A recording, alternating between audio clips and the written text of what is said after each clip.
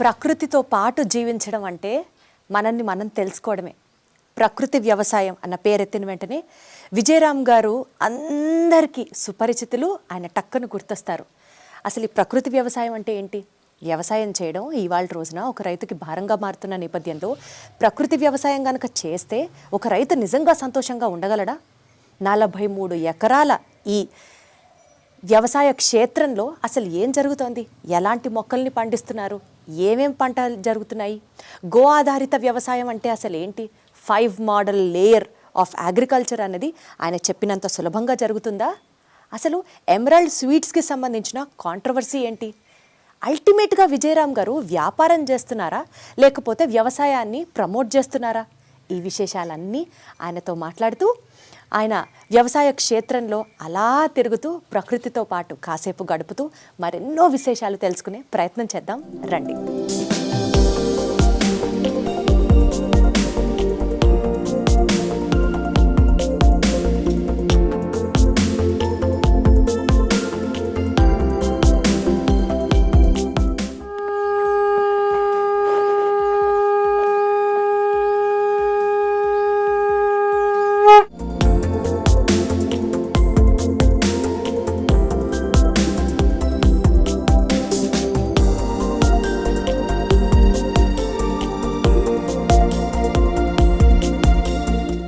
నాకు ఇది welcome bouquet and first మాటే ఎంత కంఫర్టబుల్ అనిపించిందో తెలుసా సార్?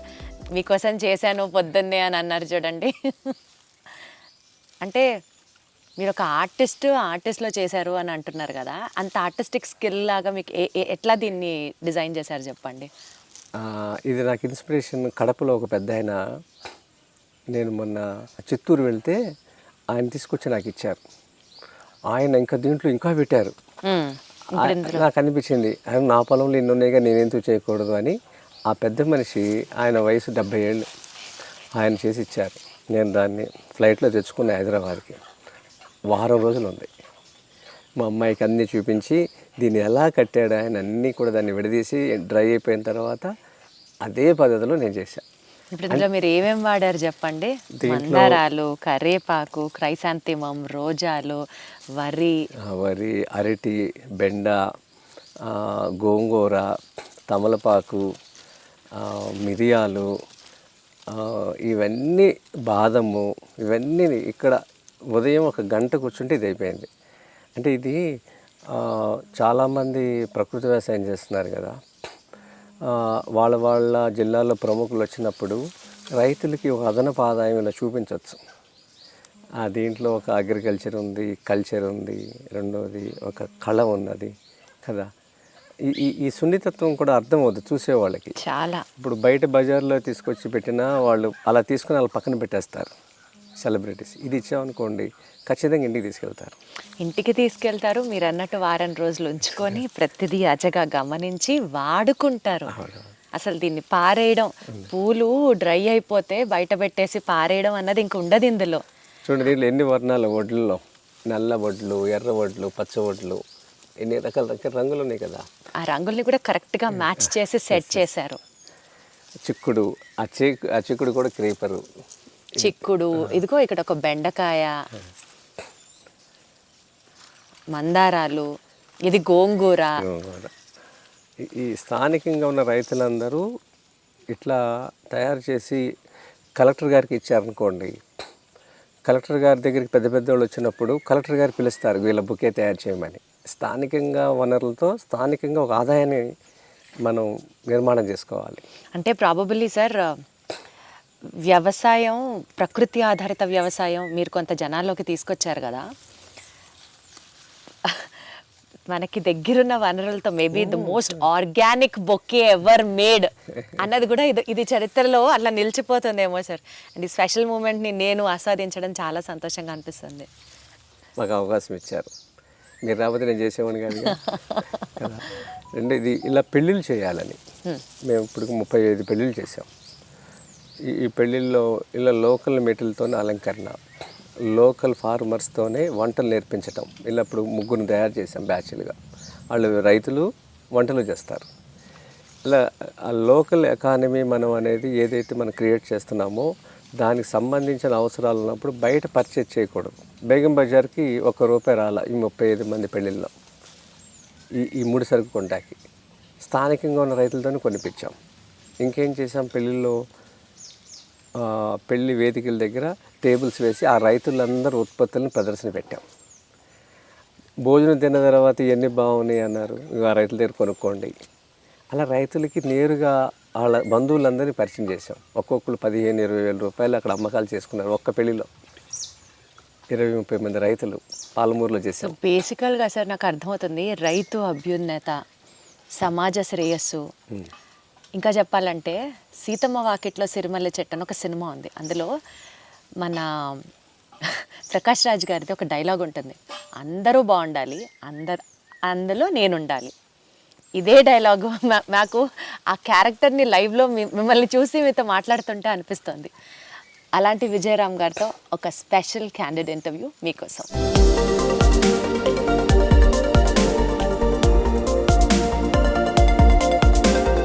పశ్చిమ బెంగాల్లో, ఒరిస్సాలో, ఇంకా భారతదేశంలో ఆ సంస్కృతి ఉంది.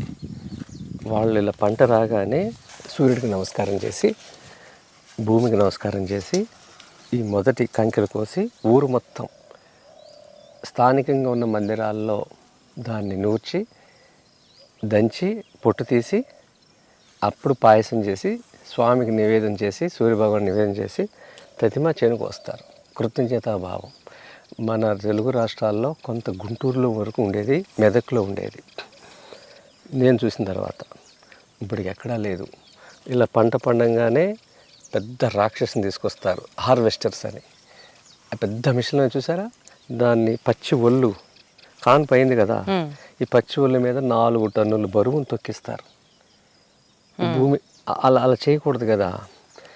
అలా మిషన్లు పెట్టి కోయించేసేసి అలా రైతులు అక్కడే అమ్మేసి వచ్చేస్తున్నారు. ఈ విధంగా చేసి ఎండబెట్టి 6 నెలలు నిల్వ పెట్టినాక భోజనం తినాలి. ఎవరు అలా చేయట్లా. హార్వెస్టర్తో కోసేస్తున్నారు, మిల్లింగ్ చేసేస్తున్నారు, పంపించేస్తున్నారు. ఇలా తిన్నప్పుడు ఆ తరంగాలు ఏమి మన ఆహారంలోకి రావు. మట్టి నుంచి మనం వచ్చాం, మట్టిలోంచి పంట వచ్చింది కదా, పూజ చేసి నేలకి మొక్కి సూర్యభగవాన్ మొక్కి పంట తీసుకోవాలి. పచ్చి ఒళ్ళు అని మీరు మాట్లాడిన టర్మినాలజీ ఉంది చూసారా సార్, ఎంత సెన్సిటివ్గా మీరు మాట్లాడతారు, ఎంత సెన్సిబుల్గా ఫీల్ అవుతారు అన్నది అర్థమవుతుంది.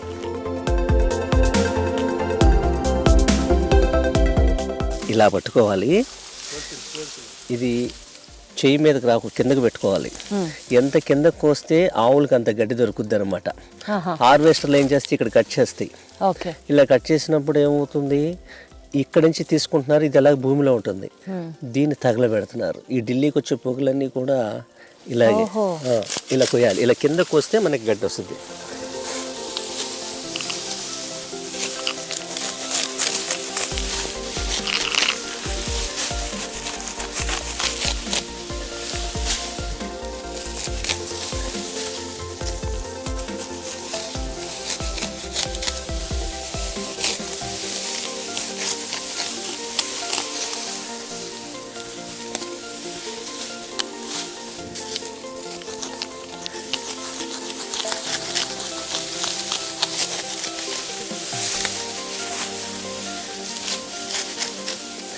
సరే, అయితే అసలు మీరు హార్వెస్టర్లని వాడరా? అంతా ఇట్లా మాన్యువల్ గానే చేస్తారా? మరి చాలా టైం వేస్ట్ అయిపోతుంది కదా సార్. ఇప్పుడు మనకి ఆవులను ఇచ్చాడు కదా, ఆవులకి గడ్డి కావాలి కదా. ఇప్పుడు మనకి హార్వెస్ట్తో కట్ చేస్తే ఇక్కడికి వస్తుంది, ట్రాక్టర్ గడ్డి తిందు, అంతే కదా. అంతే కదా. ఇంకా వాళ్ళకి ఆవులు లేకపోయినా పర్వాలా, రైతుకి ఆవులు ఉండాలి అంటే మనకి గడ్డి కావాలి కదా. మన ఆహారం ఇది కదా. మన బరువు 80 కేజీలు, 100 కేజీలు మనిషి బరువు. అదే ఆవు నంది బరువు 300 నుంచి 500 కేజీలు. అందుకే ఇంత గడ్డి ఇచ్చాడు. సరే, ఎర్ర చీమలు మరి అన్నీ ఉంటాయి పొలంలో.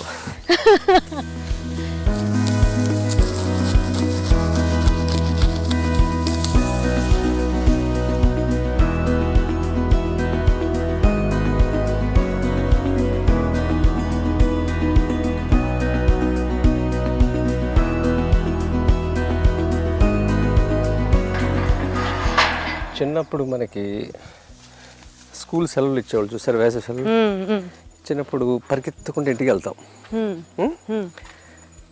అలా అలా అలా అనిపిస్తుంది ఇక్కడికి రావాలంటే. ఇక్కడి నుంచి వెళ్ళాలనుకోండి, స్కూల్ ఓపెన్ రోజు చేసిన రోజు నలబుద్ధిగా చూసారా, ఇక్కడి నుంచి వెళ్ళాలంటే అలా అనిపిస్తుంది. అసలు మీరు ఇక్కడ 24/7 ఇక్కడే ఉంటారా సార్? ఇలా ఉంటే మరి తిరగాలిగా, జిల్లాలో రైతులు చెప్పాలిగా. అంటే పని ఉన్నంతసేపు. నేను ఉండేది హైదరాబాద్లో ఉంటే రామకృష్ణ మఠం దగ్గర కార్యాలయం ఉంది.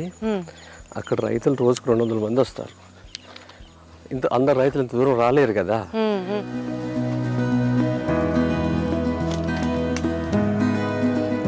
అబ్బా, సరే హైదరాబాద్లో ఉన్నామా? మీకు అట్లా చూస్తుంటే కేరళ లాగా అనిపిస్తుంది. మనిషి 100 ఏళ్ళు బతుకుతాడు సార్ ఇక్కడ ఉంటే. పచ్చడి మెతులు తింటా, పచ్చడి మెతులు తింటా బతుకుతాడు. ఏం అక్కడ గ్లాస్ పాలు ఉంటే రాత్రికి పచ్చడి తిని బతకవచ్చు.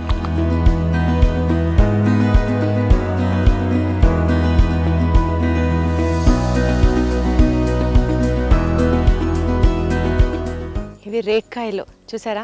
ఇంత చిన్న రేక్కాయలు ఎప్పుడన్నా చూసారా అసలు లైఫ్లో? పుల్ల రేక్కాయలు అంట. ఇది తింటే ఏంటి సార్, ఎట్లా మంచిది మనకి? దీంట్లో మీకు సి విటమిన్ అన్నిట్లో ఉన్నట్టు ఉంటుంది కదా. పులుపు అంటే సి విటమిన్, ఫైబర్ ఉంటుంది, ఇంకా న్యూట్రిషన్స్ ఉంటాయి. ఇవి సీజనల్. రెండోదేమో హైబ్రిడ్ చేయనివి, ఈ కలర్ వస్తే పండినాక టేస్ట్ ఉండదు అండి. ఇది పండిన తర్వాత వచ్చే రంగు. ఇవి పచ్చివి, బట్ స్టిల్ పుల్ల రేక్కాయలు. సార్ మొత్తం ఇప్పుడు మీ ఫామ్ టూర్ చూపిస్తున్నారా నాకు? తోటలోకి తీసుకెళ్తున్నారా? ఒక్కొక్క అణిముత్యాన్ని చూపిస్తున్నారు. ఇది కంది అమ్మ, ఇది కంది. దీంట్లో మనం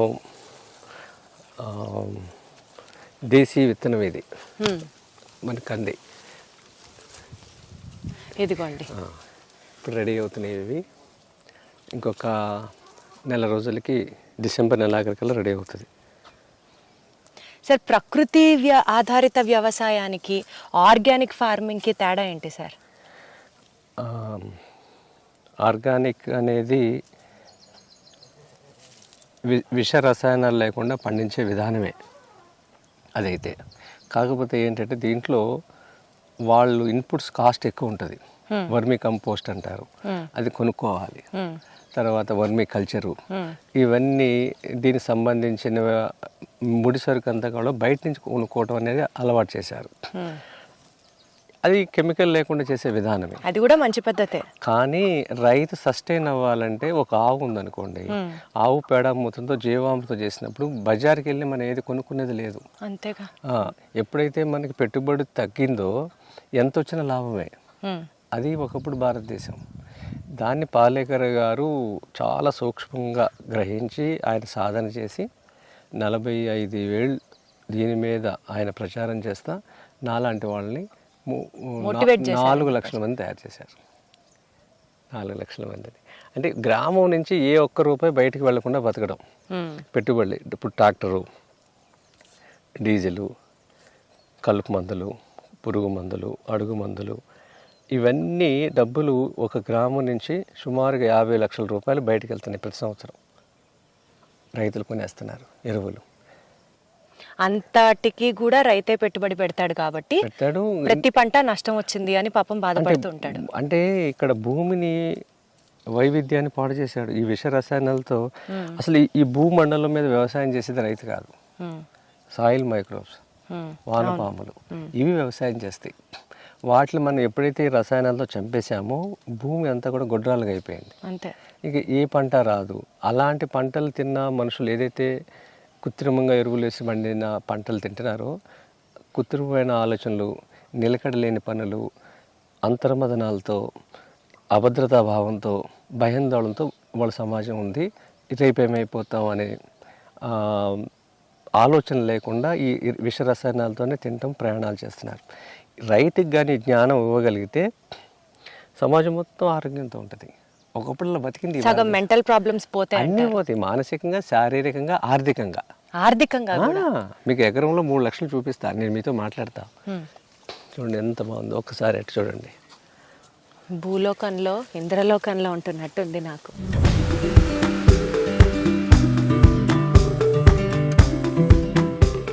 ఎప్పుడు చూడలేదు సార్ కంది మొక్క, కంది చేను ఇలా ఉంటుందని. ఇప్పటిదాకా అసలు తెలియదు. ఎందుకండి ఇదంతా జిడ్డు జిడ్డుగా ఉన్నాయి? దీనికి నూగులుగా ఉంటుందమ్మా ఇది. ఇది గింజ జిడ్డు జిడ్డుగా ఉంది. పైన దీనికి ఒక మొక్కమల్ లాగా ఉంటుంది దీనికి. అది దానికి రక్షణ కోసం, ప్రొటెక్షన్. అదే అనుకుంటున్నా.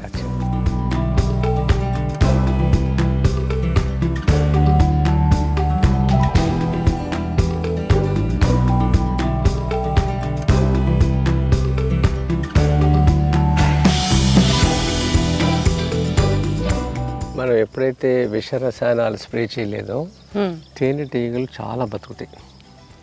తేనెటీగలు ఎన్ని బతికితే పాలినేషన్ అంత బాగా అవుతుంది.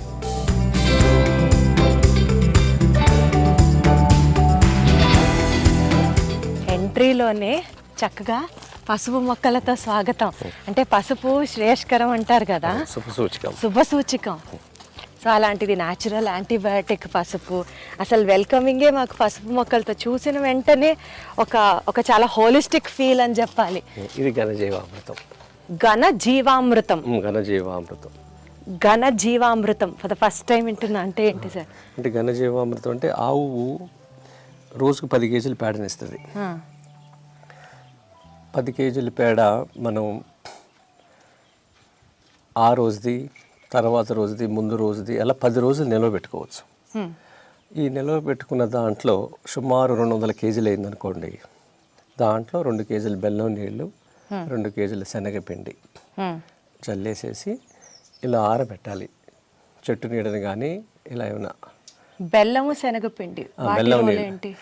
దీంట్లో 1 గ్రాములో 3 కోట్ల మైక్రోబ్స్ ఉన్నాయి. ఓకే. ఈ సృష్టిలో ప్రతిదానికి క్యాలరీస్ కావాలి, అలాగే ప్రోటీన్స్ కావాలి కదా. ఈ క్యాలరీస్ కోసం బెల్లం, ప్రోటీన్ కోసం ద్విదళానికి సంబంధించిన పిండి, అది ఏదైనా. అంటే మనకి శనగపిండి, పెసరపిండి, మినపిండి, ఈ 2 కాంబినేషన్లో ఇచ్చినప్పుడు అది ప్రతి 2 అవర్స్కి రెట్టింపు అవుతూ ఉంటాయి, పుడతా ఉంటాయి. అలా 48 అవర్స్ వరకు పుడతాయి. 1 గ్రాములో 3 కోట్లు ఉంటే మరి ఎంత ఎన్ని వేల మిలియన్లు ఉంటాయి మైక్రో. ఇది జీవామృతానికి అలా లిక్విడ్ రూపంలో చేస్తారు, అదను జీవామృతం అంటారు. దీంట్లో ఆవు పేడ, ఆవు మూత్రం, బెల్లం, శనగపిండి ఉంటుంది. నీడ నారబెడతాం, వారం రోజులు ఇలా ఆరిపోతుంది. ఇది ఎకరానికి 200 కేజీలు జల్లుకుని ఏ మొక్క పెట్టినా, మీకు ఆ పసుపుని చూసారా? ఇంకా మీరు ఇదే వాడతారా సార్? జీవామృతం ఇదే వాడతారు. ఘనజీవామృతం, జీవామృతం. ఘనజీవామృతం సాలిడ్, జీవామృతం లిక్విడ్. అది కూడా చూపిస్తా. ఇంకేం ఉండదా సార్? ఇన్ని ఎకరాల పంట అద్భుతంగా పండడానికి ఇదే. అదే ఒక కావు ఉంటే ఇలా 30 ఎకరాలు చేయొచ్చు అంటాడు పాలేకర్ గారు. ఏ పెట్టుబడి పెట్టని చెప్పండి. గ్రామం డబ్బులు గ్రామంలోనే ఉంటాయి, నగరాల డబ్బులు గ్రామానికి వస్తాయి. అందరూ ఇలా చేశారు. రైతుకి ఇది ఈజీయా అన్నది ఒక డౌట్. అంటే జ్ఞానం, అదే అంటున్నా. క్షేత్రస్థాయిలో ఇలా ఒకరోజు సమయం ఇచ్చి చూస్తే నమ్ముతారు సిద్ధాంతాన్ని, చూడకపోతే నమ్మరు. చెప్తే విని వదిలేస్తారు, చూసినప్పుడే నమ్ముతారు ఏదైనా. ఆ చూపించడానికే ఇక్కడికి నేను రమ్మన్నాను. ఇదే ఇంటర్వ్యూ మీ ఛానల్లో చేశాను అనుకోండి, 4 గోడల మధ్య నా మాటలే వింటారు కానీ దృశ్యం లేదు. Correct. Light travels faster than sound. అదే, అందుకనే చూపించడం అనేది చాలా ఇంపార్టెంట్. ఇప్పుడు మనం ఘన జీవామృతాన్ని చూసాం, ఇప్పుడు జీవామృతాన్ని చూస్తున్నాం. ఇది మన దగ్గర రాలిపోయిన ఆకులు ఉంటాయి కదా, వయసు అయిపోగానే రాలిపోతాయి ఏదైనా. ఆ రాలిపోయినప్పుడు ఈ ఆకులు, అలములు అన్నీ ఇలా దశిస్తాం. దీంట్లో ఈ జీవామృతం, ఇది 10 కేజీల పేడ, 10 లీటర్ల మూత్రం, 2 కేజీల శనగపిండి, 2 కేజీల బెల్లం, ఇంత దోసగా మట్టి, అన్నీ నీళ్ళు పోసేస్తాం. ఇక్కడ వరకు పోసేస్తాం. 2 రోజులు అట్టు పెడతాం. 2 రోజులు అట్టు పెట్టినాక దీంట్లో మనం ఉదయం, మధ్యాహ్నం, సాయంత్రం ఇలా క్లాక్ వైజ్ తిప్పాలి. లోపల బ్యాక్టీరియాకి ఆక్సిజన్ అందాలి. 2 రోజుల తర్వాత నుంచి వారం రోజుల్లో దీన్ని వాడేయచ్చు. ఇదనమాట. దీంట్లో బోల్డ్ బ్యాక్టీరియా ఎంత ఉంటుందంటే, దీంట్లో బ్యాక్టీరియా ఈ ప్రపంచంలో మనుషుల కన్నా ఎక్కువ ఉంటాయి. ఇక్కడ దీంట్లో చేతులు ఉన్న బ్యాక్టీరియా, ఈ ప్రపంచంలో ఎంతమంది మనుషులు ఉన్నారో దానికన్నా ఎక్కువ బ్యాక్టీరియా దీంట్లో ఉంది. సో ఇది ఫుల్ బలం. ఇదే కనుక మొక్కలకి వేస్తే, ఇది బలం కాదు, ఇది కల్చరు. అంటే మీకు ఇందాక చెప్పాను, వానపాములు, సూక్ష్మజీవులు వ్యవసాయం చేస్తాయి. ఈ సూక్ష్మజీవులు నిధి ఇది. ఇది ఎప్పుడైతే మన భూమికి ఇచ్చామో మైక్రోబ్స్ అన్నీ ఏం చేస్తాయంటే మైక్రో న్యూట్రిషన్ అన్నీ కూడా తీసుకుని వేరుకు అందించే పని చేసి పెడతాయి. కరెక్ట్. అలాది వ్యవసాయం జరుగుద్ది. మనిషి నాడటం వరకే, నేను పండించానంటే ఎన్ని నవ్వుతాయి, నువ్వెక్కడ పండించావని. అవి కదా చేసింది, ఇది కదా మొత్తం అంతా.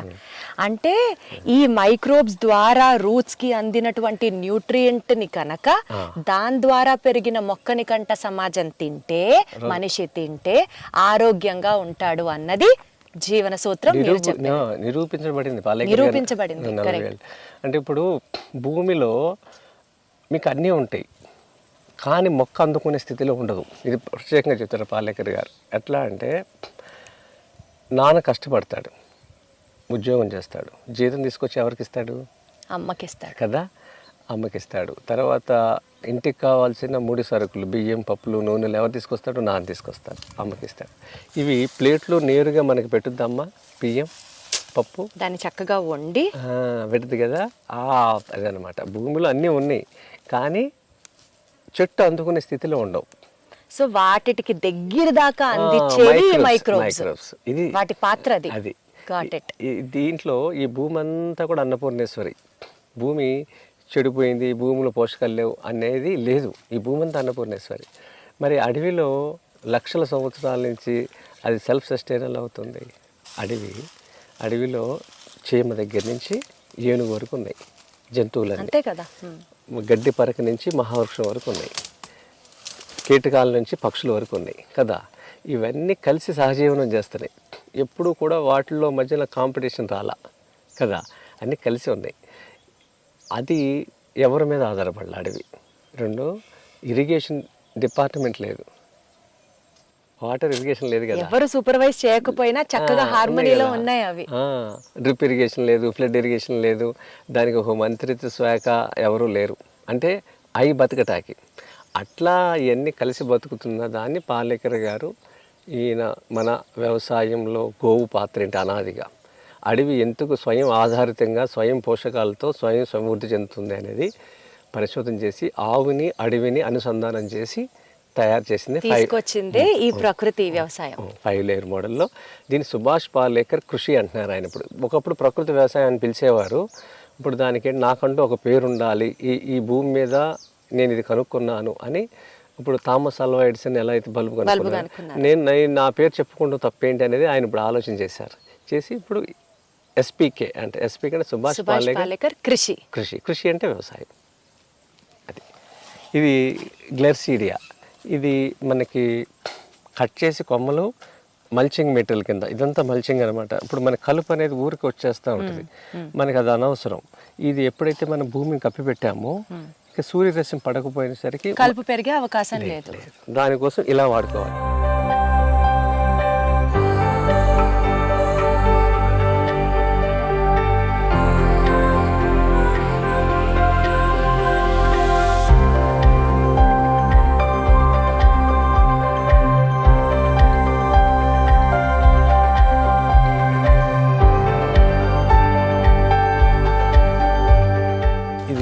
మా పిల్లే సాంబా. ఏంటి సార్ అది? మా పిల్లే సాంబా, బియ్యం పేరు. ఓ, మా పిల్లై సాంబా. ఇది ఈ వరి మన రోడ్డు గట్ల మీద ఇలా మనం అరటి పెట్టుకున్నాం అనుకోండి, దీనికి మెయింటెనెన్స్ ఏం లేదు, దీంట్లో నీళ్ళేం పోయిలా. ఈ గడ్డి ఎప్పుడైతే మనకి ఆకులు ఉన్నాయో ఇవన్నీ మొదలు వేసేసాం కదా, తేమ అనేది అక్కడే ఉంటుంది. తేమతోనే మొక్కలు బతుకుతాయి, చెట్లు బతుకుతాయి, నీళ్లు తాగవు. ఈ సృష్టిలో ఏ చెట్టు నీళ్లు తాగదు, మాయిశ్చర్ కావాలి. అడవి అంతా బతికేది అలానే. ఇలా వస్తాయి కాయలు, దీనికి ఏం ఖర్చు పెట్టలేదు, అదనంగా వస్తున్నాయి కాయలు. చూసారా అక్కడ చూడండి. ఇలా రైతుకి అదనపు ఆదాయం తీసుకోవాలి. వరి చేను గట్ల మీద, సో వరి చేను గట్ల మీద అరటి చెట్లను వేస్తే, ఆవులకు పెంచే గడ్డి మీద అరటి చెట్లు, కొబ్బరి చెట్లు ఇవి పెట్టుకున్నాం అనుకోండి, ఇది ఒక ఆదాయం వస్తూ ఉంటుంది మనకి. నిజంగానే సార్, రైతుకి అవగాహన లేక చాలా కోల్పోతున్నాడు. చాలా చాలా చాలా. ఒక్కసారి దీంట్లో నుంచుంటాను, మీకు వరి ఎంత హైట్ ఉందనేది తెలుస్తుంది.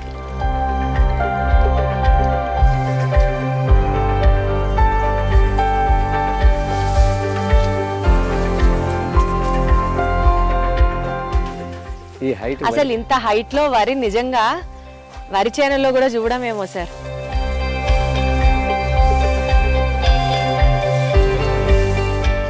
పెళ్ళైనాక పిల్లలు పుట్టిన వాళ్ళ అబ్బాయిల సమస్యలు అవును, ఈ మధ్య ఎక్కువైపోతున్నాయి. 100కి 18 నుంచి 30 మంది ఉన్నారు. 100లో18 మంది మినిమం ఉన్నారు. దీని అన్నిటికి కారణం సోనా మసూరి అని, బీపీటీ అని, ఈ 2 బియ్యాలు ఎవరైతే తింటారో వాళ్ళకి పిల్లలు పుట్టరు. పిల్లలు పుట్టరు అంటున్నారా? పుట్టరు. ఆ బియ్యంలో అంటే వీర్యం పెరగటానికి ఏం లేదు దాంట్లో. సోనా మసూరి బీపీటీ రకం. ఇది ఎక్కువ ఆంధ్రప్రదేశ్ తెలంగాణలో పండిస్తున్న పంటలు ఈ 2 ఉన్నాయి. ఇక కల్చర్ ప్రకారం వాళ్ళ ఊర్లో కొన్ని అలవాట్లు ఉండి అలాంటి వాళ్ళకి ఆ పిల్లలు పుడుతున్నారు, కానీ పూర్తిగా దీని మీదే తిని బతికే వాళ్ళకి పిల్లలు పుట్టరు. అందుకే ఇదంతా 40-50 ఏళ్ళు జరిగింది ఈ 2 రకాలు.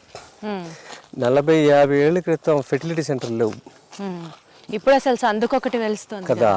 మనం తినే ఆహారాన్ని బట్టే మన శక్తి సామర్థ్యాలు అవి బ్యాన్ చేయాలి. చెయ్యరు, ఎందుకంటే సన్నయి తెల్లయి తింటాం అలవాటు అయిపోయింది సార్. అది లేకపోతే తినలేమన్నట్టుంది ఉంది కదా. మీకు మధ్యాహ్నం వీటితో భోజనం పెడతా, ఎంత లావు ఉంటాయో చూడండి, ఎంత టేస్టీగా ఉంటాయో చూడండి. మనం ఆ తెల్ల బియ్యం అలవాటు పడిపోయారు చాలామంది. మీకు చెప్పాను కదా 35 పెళ్ళిళ్ళు చేసామని. 35 పెళ్ళిళ్ళలో కూడా ఈ బియ్యాలతోనే పెట్టాం మేము భోజనం. ఇలా మనం చేస్తే ఏమవుతుందంటే, మీరు ఏదైతే ఒక నిజంగా బ్రాండ్ క్రియేట్ చేయాలంటే ఇలా 2 బియ్యాల మీద పనిచేయండి. ఫస్ట్ కుల్లాకార్, ఇంకోటి మాపిళ్ళి సాంబార్. మాపిళ్ళి సాంబార్ ఎందుకంటే 5 కేజీలు తిన్న తర్వాత అమ్మాయిని కన్సీవ్ చేసేస్తాడు అబ్బాయి తింటే. అమ్మాయి కన్సీవ్ అయినాక కుల్లాకార్ రైస్ అది తింటే నార్మల్ డెలివరీ అవుతారు. డెలివరీ నార్మల్ గా అవ్వడానికి తినే తిండికి ఎట్లా సార్ సంబంధం ఉంది? ఎట్లా సార్ సంబంధం? నేచర్ డిజైన్, అది నాది కాదు. తిండిని బట్టే. మరి అమ్మమ్మ వాళ్ళందరూ యోగాలు చేయాలి, పనులు చేయాలి, 9వ నెల కాన్పైర్య వరకు యాక్టివ్ గా ఉండాలి. దానికి తోడు ఇది, దానికి తోడు. అంటే పని చేయకుండా కూర్చోమని నేను చెప్పట్లా. మీరు ఒకళ్ళు ఇంటర్వ్యూ చేయాలి, నేను నెంబర్ ఇస్తాను, సంగారెడ్డిలో ఉన్నారు, వాళ్ళు ఇంటర్వ్యూ చేయండి దంపతులు ఇద్దరిని. చాలా ఆసక్తికరమైన విషయాలు మీకు తెలుస్తాయి. ఆ అమ్మాయి మొదటి సంతానం ఆమె డెలివరీ చేసుకుని పిల్లోడిని డాక్టర్ చేతిలో పెట్టింది. ఆవిడే డెలివరీ చేస్తా. ఇంకొకటి 2వ పిల్లోడు కూడా పుట్టాడు. వాళ్ళని కానీ మీరు చేస్తే అదొక ఇన్స్టిట్యూట్ పెట్టాలి అనేది చెప్పాను నేను వాళ్ళకి. ఇప్పుడు ఇలాంటి భోజనం అందిస్తాం. ఆ అమ్మాయి ఏవైతే ఎక్సర్సైజ్ చేసిందో 2వ కాన్పుకి 3 నిమిషాల ముందు వెళ్ళింది హాస్పిటల్కి. పెయిన్స్ వచ్చిన తర్వాత 3 నిమిషాల ముందు అడ్మిట్ అయ్యింది. కాన్పు చేసుకుని ఈవినింగ్ వచ్చేసింది. అంటే న్యాచురల్ డెలివరీ అంటే ఒకప్పుడు మన బామ్మలు చూసినవే కదా అదంతా. అంటే అలాంటి భోజనం తిన్నారు, అలా పనులు చేశారు. ఇప్పుడు అలాంటి భోజనం తినట్లేదు, ఆ పనులు అంతకన్నా చేయట్లేదు. కూర్చొని డాక్టర్లు ఎవరు రెస్ట్ తీసుకోమంటున్నారు. ఇవన్నీ కదలాలి. అందుకని ఇండియన్ కమోట్ మనం వాడాలి. వెస్టర్న్ ఏంటి, ఇప్పుడు అందరి ఇళ్ళలో వెస్టర్న్ కమోట్ ఉంది. దానివల్ల ఈ కండరాలు కదలట్లేదు. అందుకని ఇండియన్ కమోట్స్ ఒకప్పుడు వాడారు, ఇళ్ళల్లో ఊర్లో అన్నీ అవే కదా. అట్లా జరగాలి, అలా జరగట్లేదు. ఈ ఎక్సర్సైజ్ అంతా సహజ ప్రక్రియలో మనం చేసుకునే పనులతో మన అవసరాలకి అలా జరిగింది, కాన్పులు అయిపోయినాయి అంతే. అదే మీ ఇంట్లో ఏది వెస్టర్నైజ్ ఉండదా సార్? అంతా ఇండియన్ సిస్టమ్ ఉన్నాయి, అది ఉంది, ఇది ఉంది. కానీ ఇది ఆచరించడానికి అనేది ఇప్పుడు మనం ఎవరింట్లో లేవు. కానీ ఇది ఇప్పుడు మనం ఒక కన్సీవ్ అయిన అమ్మాయికి ఇవన్నీ చెప్పి సంస్కారాల గురించి, ఆహారం గురించి, నియమాల గురించి, ఎక్సర్సైజ్ గురించి ఒక ఇన్స్టిట్యూట్ లేదు. అలా వాళ్ళని పెట్టమన్నారు. వాళ్ళు పెట్టగలుగుతారు. వాళ్ళు దాంట్లో చాలా స్టడీ చేశారు. వాళ్ళిద్దరు పిల్లలతోనే చాలా స్టడీ చేసుకున్నారు. వాళ్ళు మాకు నూనె సప్లై చేస్తారు మా షాప్కి. ఇది కోల్డ్ ప్రెస్ ఆయిల్. ఒక్కరోజు వెళ్ళి వాళ్ళు అది షూట్ చేయండి, ముందు వాళ్ళ పిల్లల్ని చూపించండి ఎంత హెల్తీగా ఉంటారు. వేరే వాళ్ళకి అది ఇలా బతకొచ్చు కదా అన్న ఆలోచన తీసుకొస్తే చాలు. సో వన్స్ వాళ్ళు కన్సీవ్ అవ్వడం దగ్గర నుంచి, పిల్లలు పుట్టడం దగ్గర నుంచి ఇంకా వాళ్ళ లైఫ్లో వాళ్ళు తినేది ఆ మాపిళ్ళై సాంబా. తర్వాత మాపిళ్ళై సాంబా వాళ్ళు తినలేదు, వాళ్ళకి ఆ అబ్బాయికి అవసరం రాలేదు. ఇది సమాజంలో ఉన్న లోటు, ఇది దీనికి అది మనం పండించాలి. సో ఇది ఒక మెడిసిన్ వాళ్ళకి అన్నట్టు. ఎవరికైతే లేదో వాళ్ళకి. కాకపోతే ఈ కుల్లాకార్ అనేది ప్రతి గర్భిణికి కావాలి. సో ఇది కూడా pertaining to only pregnant women కి మాత్రమే కుల్లాకార్ ఎవరైనా తినొచ్చు, వాళ్ళకి మంచిది.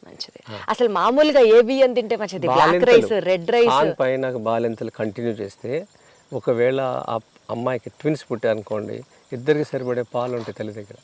ఏ బియ్యం తింటే? కుల్లాకార్. కుల్లాకార్, పొంగారు, ఇవన్నీ కూడా మీకు ఈ గుణాలు ఉన్నవి. ఎంత నేచర్ డిజైన్ ఎవరు తెలుసుకోలేదు అంతే. మనం కనిపెట్టిన ఏం లేదు, ఇది ఆల్రెడీ ఉంది, ఇప్పుడు తెలుసుకున్నాం.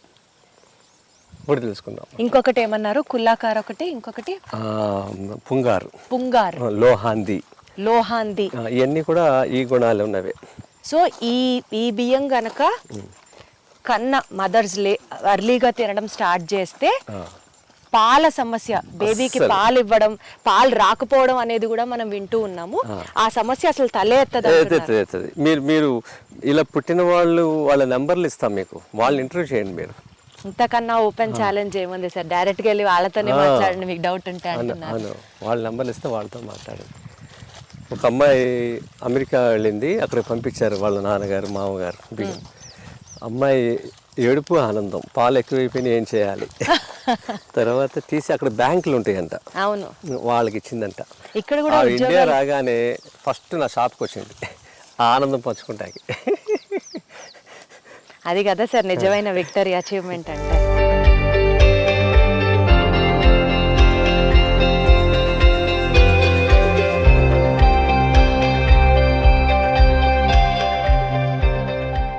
ఇది లోపల వరి చేను, ఇది రైతులకు చూపించాల్సిన విషయం. లోపల వరి ఉంది కదా, గట్ల మీద మనం ఇందాక మీరు చెప్పినట్లుగా అరటి, పసుపు, కంది, ఇది గ్లిరిసిడియా, ఇవి కట్ చేసి కొమ్మలము మల్చింగ్ వాడేస్తాము. అంటే ప్రతి అంగుళం మనం ఇలా వాడుకోవటం వల్ల అదనపు ఆదాయం రైతుకి అంటే వరిలో 20,000, 25,000 మించి ఆదాయం లేదు ఎక్కడైనా సరే.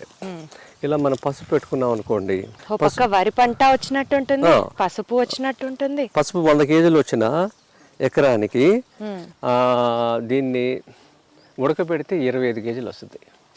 25 కేజీలు ఇంటూ 300 రూపీస్ ఉంది వాళ్ళ. అంటే దగ్గరగా ఒక 10,000 రూపీస్ మనకి వీటి నుంచి ఊరికి గట్టెమ్మట వేసుకుంటూ వెళ్తూనే వచ్చినట్టు. చూడండి ఈ గ్యాప్, దీనికి మధ్యలో కంది పెట్టాం, కంది కొంచెం పోత మీద ఉంది. ఇలా మనం ప్రతి అంగుళం ఇక్కడి నుంచి మనం ఆదాయం తీసుకోవచ్చు. ప్రతి అంగుళం వరేస్తే వరే వేస్తారు కానీ ఏమి పెట్టరు ఎవరు. లక్షల హెక్టార్ల భూమి అలా ఖాళీగా ఉంది వాళ్ళ. ఇది మొత్తం మాపిళ్ళి సాంబ పెట్ట. ఈ 2 రాష్ట్రాల్లో పండించట్లా, అయితే 4-5 పండిస్తున్నారు. ఎందుకంటే 7 నెలలు పంట, 7 అడుగులు ఎత్తు, చూశారు కదా. 7 నెలలు అంటే వేరే ఇంకో పంట వేసుకుంటే వాళ్ళకి టైం ఉండదు. పంట మనకి నార్మల్గా అయితే వరి 4 to 5 months, 4 to 5, ఇది 2 months ఎక్స్ట్రా ఉన్నప్పుడు ఏముందంటే నెక్స్ట్ సీజన్ వాళ్ళు సెట్ కాదు. అవును, వర్షాలు మిగిలిన 5 నెలలు ఇంకా ఖాళీగా ఉంచాలి. చిన్న పంటలు వేసుకోవాలి, అకాల వర్షాలు పడితే కష్టం. అందుకని 2 పంటల ఆదాయం దీంట్లో తీయాలి. కానీ ఇంకో విచిత్రం ఏంటంటే పక్షులన్నీ ఇక్కడికి వచ్చేస్తాయి. పక్షులు ఎందుకంటే 2 నెలలు వాళ్ళకి ఏం దొరకదు కదా, అన్ని పంటలు అయిపోతాయి ఊర్లో. 2 నెలలు ఇంకా ఇది అన్ని ఊరు పక్షులన్నీ ఇక్కడే ఉంటాయి, తోలినా కదలవాయి. అందుకని ఇప్పుడు దీంట్లో 5 నుంచి 8 బస్తాలు వస్తాయి మనకి, 5 నుంచి 8 వస్తాయా, 8 బస్తాలు వస్తాయి. మామూలుగా 15-16 బస్తాలు వచ్చినాయి. అందుకనే రైతు గిట్టుబాటు అవ్వదు అంటాడు. అయినా కూడా దీన్ని పండిస్తే మీకు దగ్గరగా 7-8 బస్తాలు వచ్చినా ఈ బియ్యం 200 నుంచి 400 రూపాయలు అమ్ముతున్నారు కర్ణాటకలో, తమిళనాడులో. 1 కేజీ బియ్యం. ఇది మళ్ళీ సన్నగా ఉంటుందా, లావుగా ఉంటుంది, ఎర్రగా ఉంటుంది. కానీ 5 కేజీలు చాలు. ఫెర్టిలైజర్ సెంటర్కి వెళ్తే 2 లక్షలు అవుతుంది కదా, ఇది 5 కేజీలు బియ్యం తీసుకుంటే అయిపోతుంది. అలా వచ్చారా? అంటే 1000 రూపాయలతో పని అయిపోయిందిగా. అంతేగా. అంటే ఉత్పత్తి తగ్గిన ధర ఎక్కువ ఉన్నప్పుడు వాళ్ళకి సస్టైన్ అవ్వచ్చు. Got it. అవునా, లాంగ్ రన్ ఆలోచించాలి.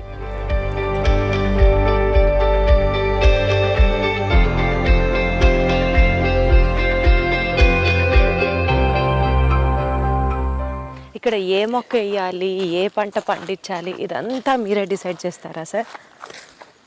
ఇది ఆల్రెడీ కొన్ని బంధాలు వరి కోసం రెడీ చేసి పెట్టుకున్నవే. దాంట్లో వరిలో రకాలన్నీ నేనే డిసైడ్ చేస్తాను. ఏది మనం ఎవరు పండించట్లేదు అనే దాని మీద ఎక్కువ కాలం పంటలు అంటే ఈ మొత్తం 44 ఎకరాల్లో ఉన్న ఈ ఫార్మ్ అంతా మీదేనా? మొత్తం సోలోగా? మాది మా అన్నదమ్ములు, మేము మొత్తం 4 అన్నదమ్ములు. 4 అన్నదమ్ములు కలిసే ఉంటాము, కలిసే తీసుకున్నాము.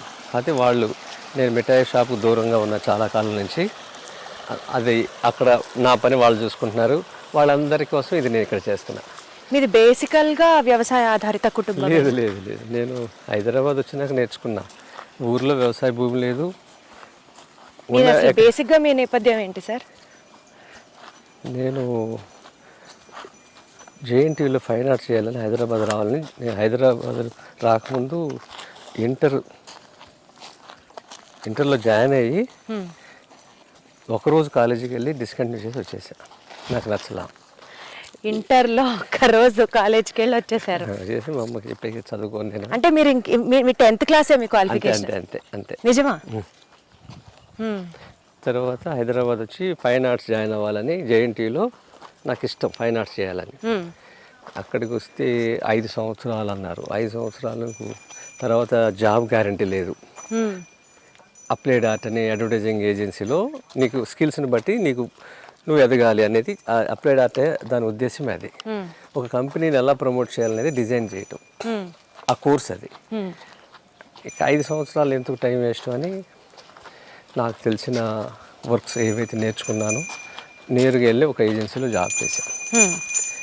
చేసిన తర్వాత అక్కడ 1 సంవత్సరం నేర్చుకున్నాక మెలకువలన్నీ నేనే ఓన్గా స్టార్ట్ చేసుకున్నా. ఒక డిజైన్ కంపెనీ చేసుకుని టీవీఎస్ మోటార్ కంపెనీకి స్పెక్ట్రా వెహికల్ అని ఒకటి కొత్తగా లాంచ్ చేశాను. అవునవును, టీవీఎస్ స్పెక్ట్రా. దానికి ఏపీ తెలంగాణ మొత్తం నేనే డిజైన్ చేసింది, లాంచింగ్ ప్రోడక్ట్ అంతా. So how to launch that అన్నది. అబ్బో, అసలు సంబంధం లేని బ్యాక్ డ్రాప్. ఆ రోజుల్లో నాకు 1998లో 5 లక్షల రూపాయలు నాకు ప్రాఫిట్ వచ్చింది. ఇక్కడ నుంచి ఇంక నేను డిజైన్స్ చెయ్యను చేశా. మహేంద్ర కూడా చేశా, వాళ్ళు అడిగారు. ఇక మా అన్నయ్య అంటే ఫుడ్ బిజినెస్ ఇంట్రెస్ట్, ఆయన కోసం దిగా నేను. ఆయన మజిలీపట్నంలో ఉండేటప్పుడు ఆయన కోసం, మాది బందర్ కదా, బందర్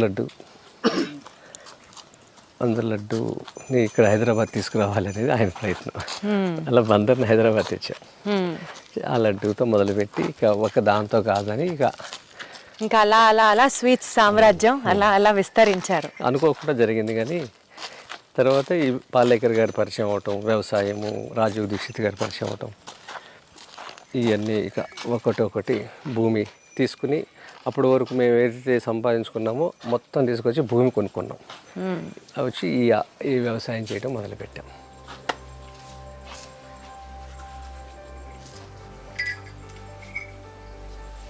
చాలా మంచివాడండి. వీడి పేరు పాండవ ప్రియ. పాండవ ప్రియ. పాండవ ప్రియ అంటే పాండవులకు ఇష్టమైన వాడు ఎవరు? అందరికంటే. కృష్ణుడికి వచ్చారా? ఈ పాండవులందరికీ ప్రియుడు కాదు కృష్ణుడు. నేను కృష్ణుడు అనకుండా పాండవ ప్రియ అంటాం. 6 సంవత్సరాలు, వీడికి 6 ఏళ్ళు, నాకన్నా ఎత్తుంటాడు.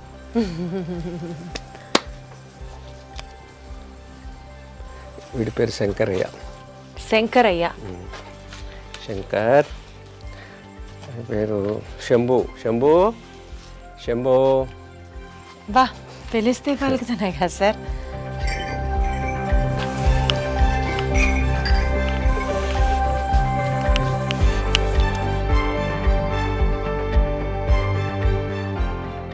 ఇది మీకు ఒక అడవిలాగా ఉంటుంది, చూసారా? అవును.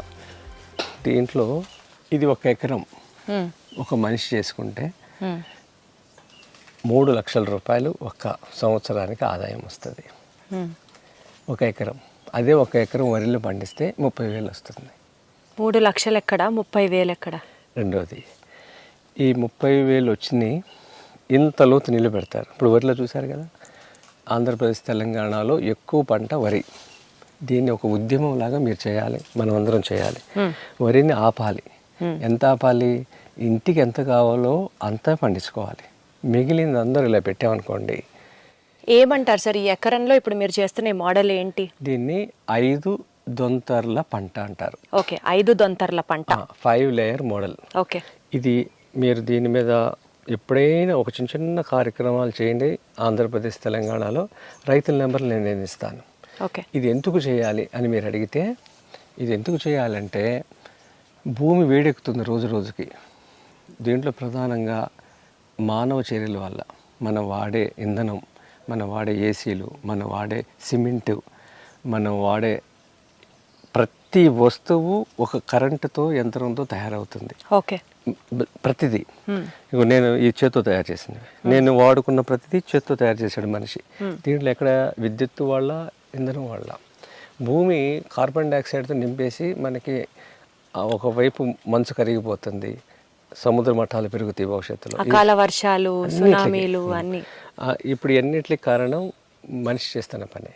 రెండోది అజ్ఞానంతో వరి పండిస్తున్నాడు కదా, అలా కాకుండా దీన్ని బహువార్షిక పంటలను కూడా అనొచ్చు. ఓకే. అంటే దీంట్లో మళ్ళీ ట్రాక్టర్ రాదు, దున్నటం ఉండదు. అదే వరి అనుకోండి, ప్రతి సంవత్సరం దున్నాలి, నాట్లు పెట్టాలి, కోతలు కోయాలి కదా. ఇది ఇంకా దున్నేది లేదు. మన ప్లేట్లో అన్నం ఒకటే లేదుగా, అన్నంతో పాటు పప్పు ఉంది, ఆకుకూర ఉన్నాయి, కూరగాయలు ఉన్నాయి, దుంపలు ఉన్నాయి, నూనె గింజలు ఉన్నాయి, తాలింపు గింజలు ఉన్నాయి, పళ్ళు ఉన్నాయి, ఇన్ని ఉన్నాయి కదా. అవన్నీ ఒకే చోట పండించడం ఇది. అచ్చా, ఓకే. మోనో కల్చర్ వరి. మోనో అనేది అదేంటంటే ఏక పంట. దీనివల్ల ఏంటంటే టెంపరీ గ్రీన్ వరి. ఆ గింజ వచ్చిన తర్వాత ఇంకా తీసేయడమే కదా, అది పర్మనెంట్ గ్రీన్ కాదు, ఇది పర్మనెంట్ గ్రీన్. ఎప్పుడు ఎవర్ గ్రీన్ ఇది. అంటే దీనికి మళ్ళీ కాంబినేషన్స్ ఉంటాయా? ఏమేం మొక్కలు వేయాలి? కింద చెప్పానే అడవిలో పాలేకర్ గారు ఏం చేశారు, ఆయన అక్కడ ఏం పరిశ్రమలు చేశారో అదే ఇక్కడ జరుగుతుంది. అంటే ఒక మొక్క నుంచి ఇంకో మొక్కకి నైట్రోజన్ ఫిక్సేషన్ దీంట్లో ఉంటుంది. అచ్చా. ఒక చెట్టుని రాలిన ఆకులు ఒక పంటకి పనికి వస్తాయి. ఒక చెట్టు మీద పడ్డ ఎండ కింద మొక్క మీద పడితే సరిపడే ఎండ ఉంటుంది. ఇది డిజైన్ ఉంటుంది దీంట్లో. ఈ విధంగా చేసుకున్నప్పుడు మీకు అన్నీ వస్తాయి. ఇప్పుడు ఇది మునగ కింద మునగ ఆకులు నీడ చాలా పల్చగా ఉంటుంది, థిక్ షేడ్ ఉండదు. ఇక్కడ ఎండ పడుతుంది చూసారా, ఎండ పడుతున్నప్పుడు ఇక్కడ తమలపాకు, చామగడ్డ, ఈ పసుపుకి సరిపోతుంది ఇది. ఇవన్నీ ఒక సైంటిఫిక్గా ఆయన చెప్పగలిగారు. ఇది మనం చేసుకుంటే 3 పూట్ల తినగా 3 లక్షల రూపాయలు మనకి సంవత్సరానికి వస్తుంది. పెట్టుబడి ఒక ఎకరానికి వన్ టైం ఇన్వెస్ట్మెంట్.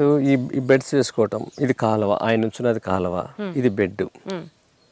ఇది ఒక్కసారి మనం ఇన్వెస్ట్ చేసుకుంటే ఇంకా దీంట్లో ట్రాక్టర్ రాదు.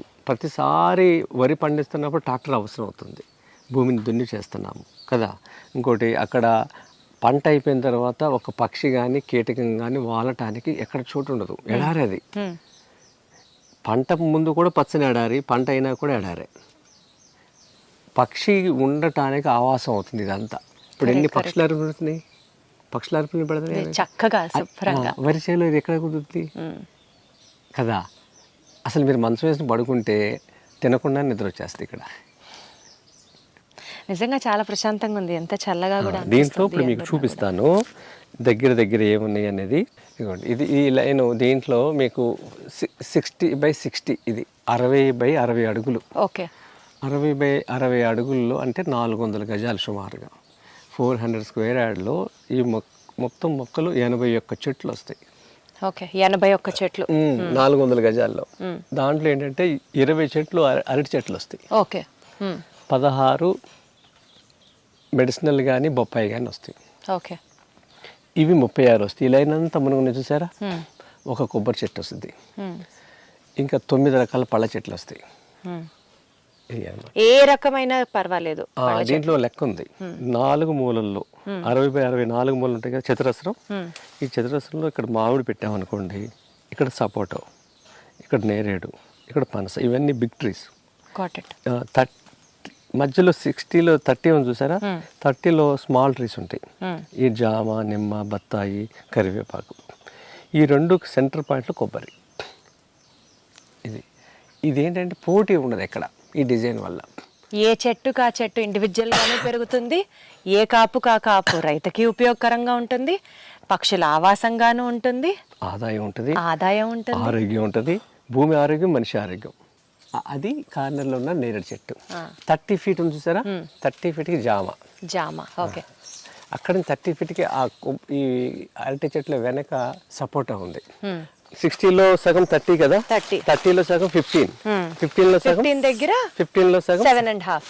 ఇది 7.5. 7.5 లో కొబ్బరి చెట్టు వస్తుంది. 7.5లో రాదు మీకు, సెంటర్లో 30 feetలో వస్తుంది. ఈ 7.5 అనేది ప్లాంట్ టు ప్లాంట్. అచ్చా. ఇక్కడ నుంచి ఈ ప్లాంట్కి 7.5, ఈ మొక్క నుంచి ఆ మొక్కకి 7.5. ఇక ఎటు చూసినా సరే మీకు 7.5 by 7.5 మొక్కలు ఉంటాయి దీంట్లో, చెట్లు. ఈ చెట్లలో మనకి ఈ 7.5 మధ్యలో మనం కాలువ తీస్తాం. ఇది కాలువ మీద తీసినప్పుడు ఈ మట్టి ఇట్లా వేస్తాం, ఈ కాలువ తీసినప్పుడు ఈ మట్టి ఇట్లా సో దట్ మధ్యలో ఉన్న వాటికి బెడ్. దీంట్లో మనం ఏం పెట్టుకున్నాం, ఇది చూడండి దొండ, అది తమలపాకు. దీన్ని ఏమి ఎక్కించాం, మునక్కెక్కిచ్చేసాం ఇట్లా. ఇక్కడ ఈ బెడ్ మీద ఇక్కడ పసుపు పెట్టాం కదా, ఇది పసుపు, ఇది చామగడ్డ.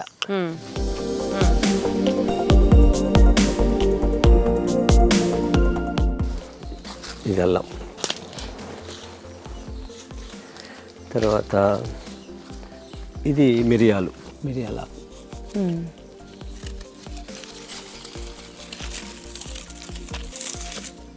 ఇది తమలపాకు. మిరియాలు చూపిస్తానండి, మిరియాలు కూడా వచ్చినాయి ఇప్పుడు.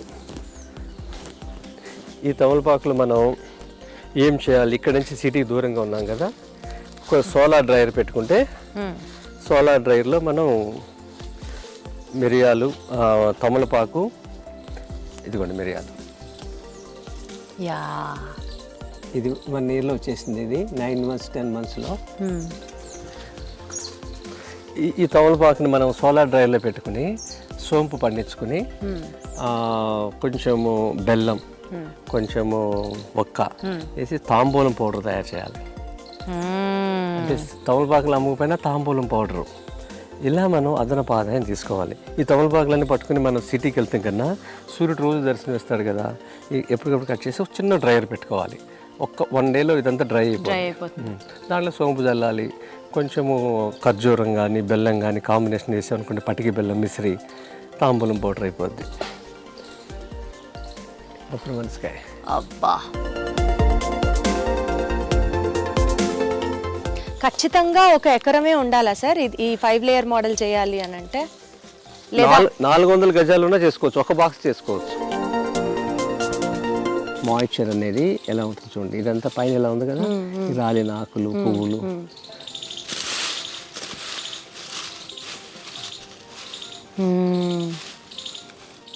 గతంలో వేసిన ఇదంతా చక్కగా ఉండగట్టే మాయిశ్చర్ ఉన్నట్టు. అండ్ అండ్ అండ్ మళ్ళీ మనకి కలుపు కమ్మని వాసన వస్తుంది. అవును, వర్షం పడినప్పుడు వచ్చే వాసన. అండ్ కలుపు పెరగకుండా మల్చింగ్ హెల్ప్ అవుతుంది. దీనివల్ల వర్షపు నీళ్లు, మనం ఇచ్చిన నీళ్లు ఆవిరి కావన్నమాట త్వరగా. ఇదేం చెట్టు సార్, ఇదేం మొక్క? కృష్ణపాదం. కృష్ణుడు పాదాలు ఉంటాయి దీని మీద, మీకు చూపిస్తా. మీకు కనబడుతుంది చూసారు పాదాలు?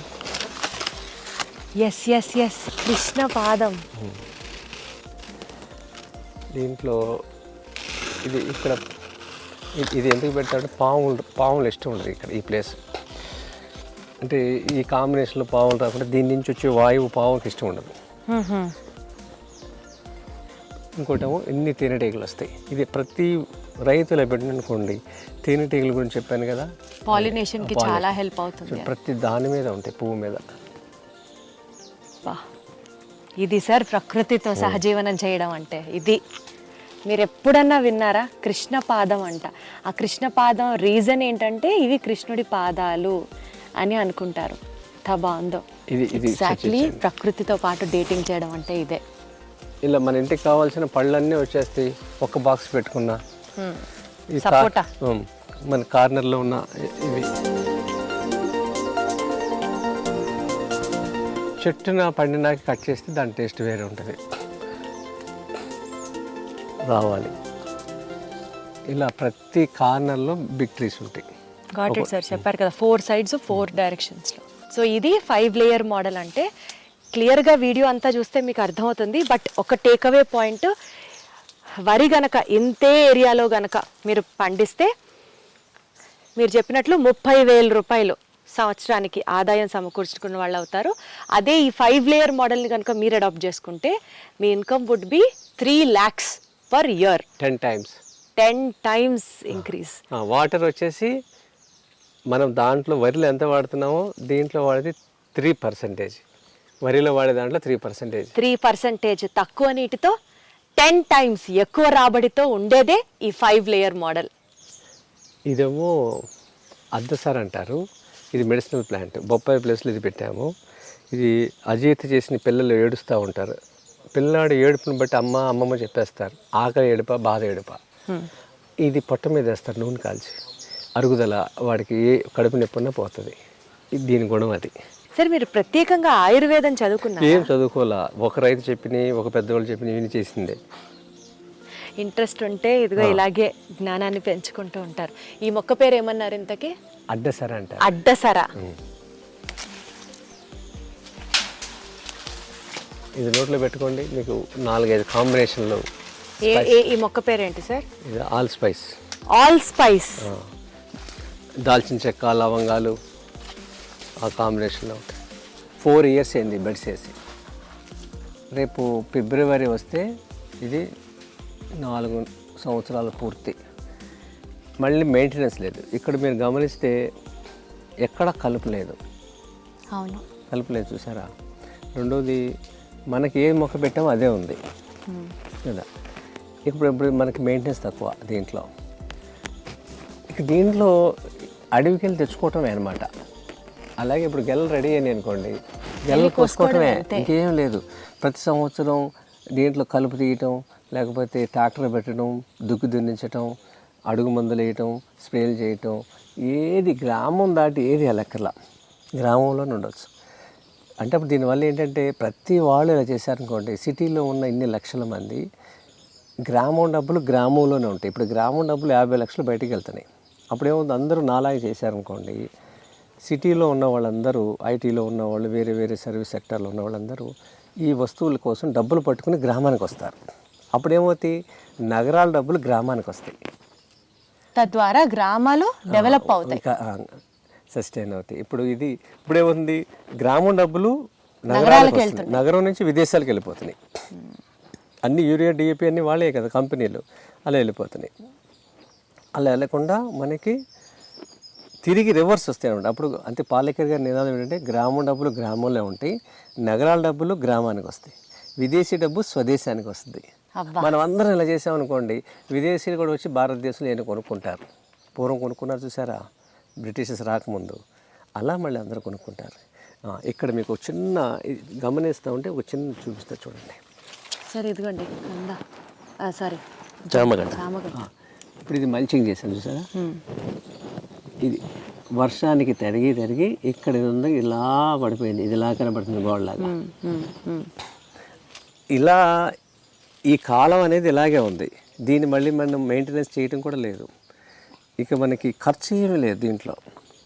ఒక్కసారి చేసుకోవటంలోనే ఖర్చు, తర్వాత మనం ఆదాయం తీసుకోవటానికి. ఇప్పుడు హితేష్ పటేల్ ఉన్నాడు మహారాష్ట్రలో.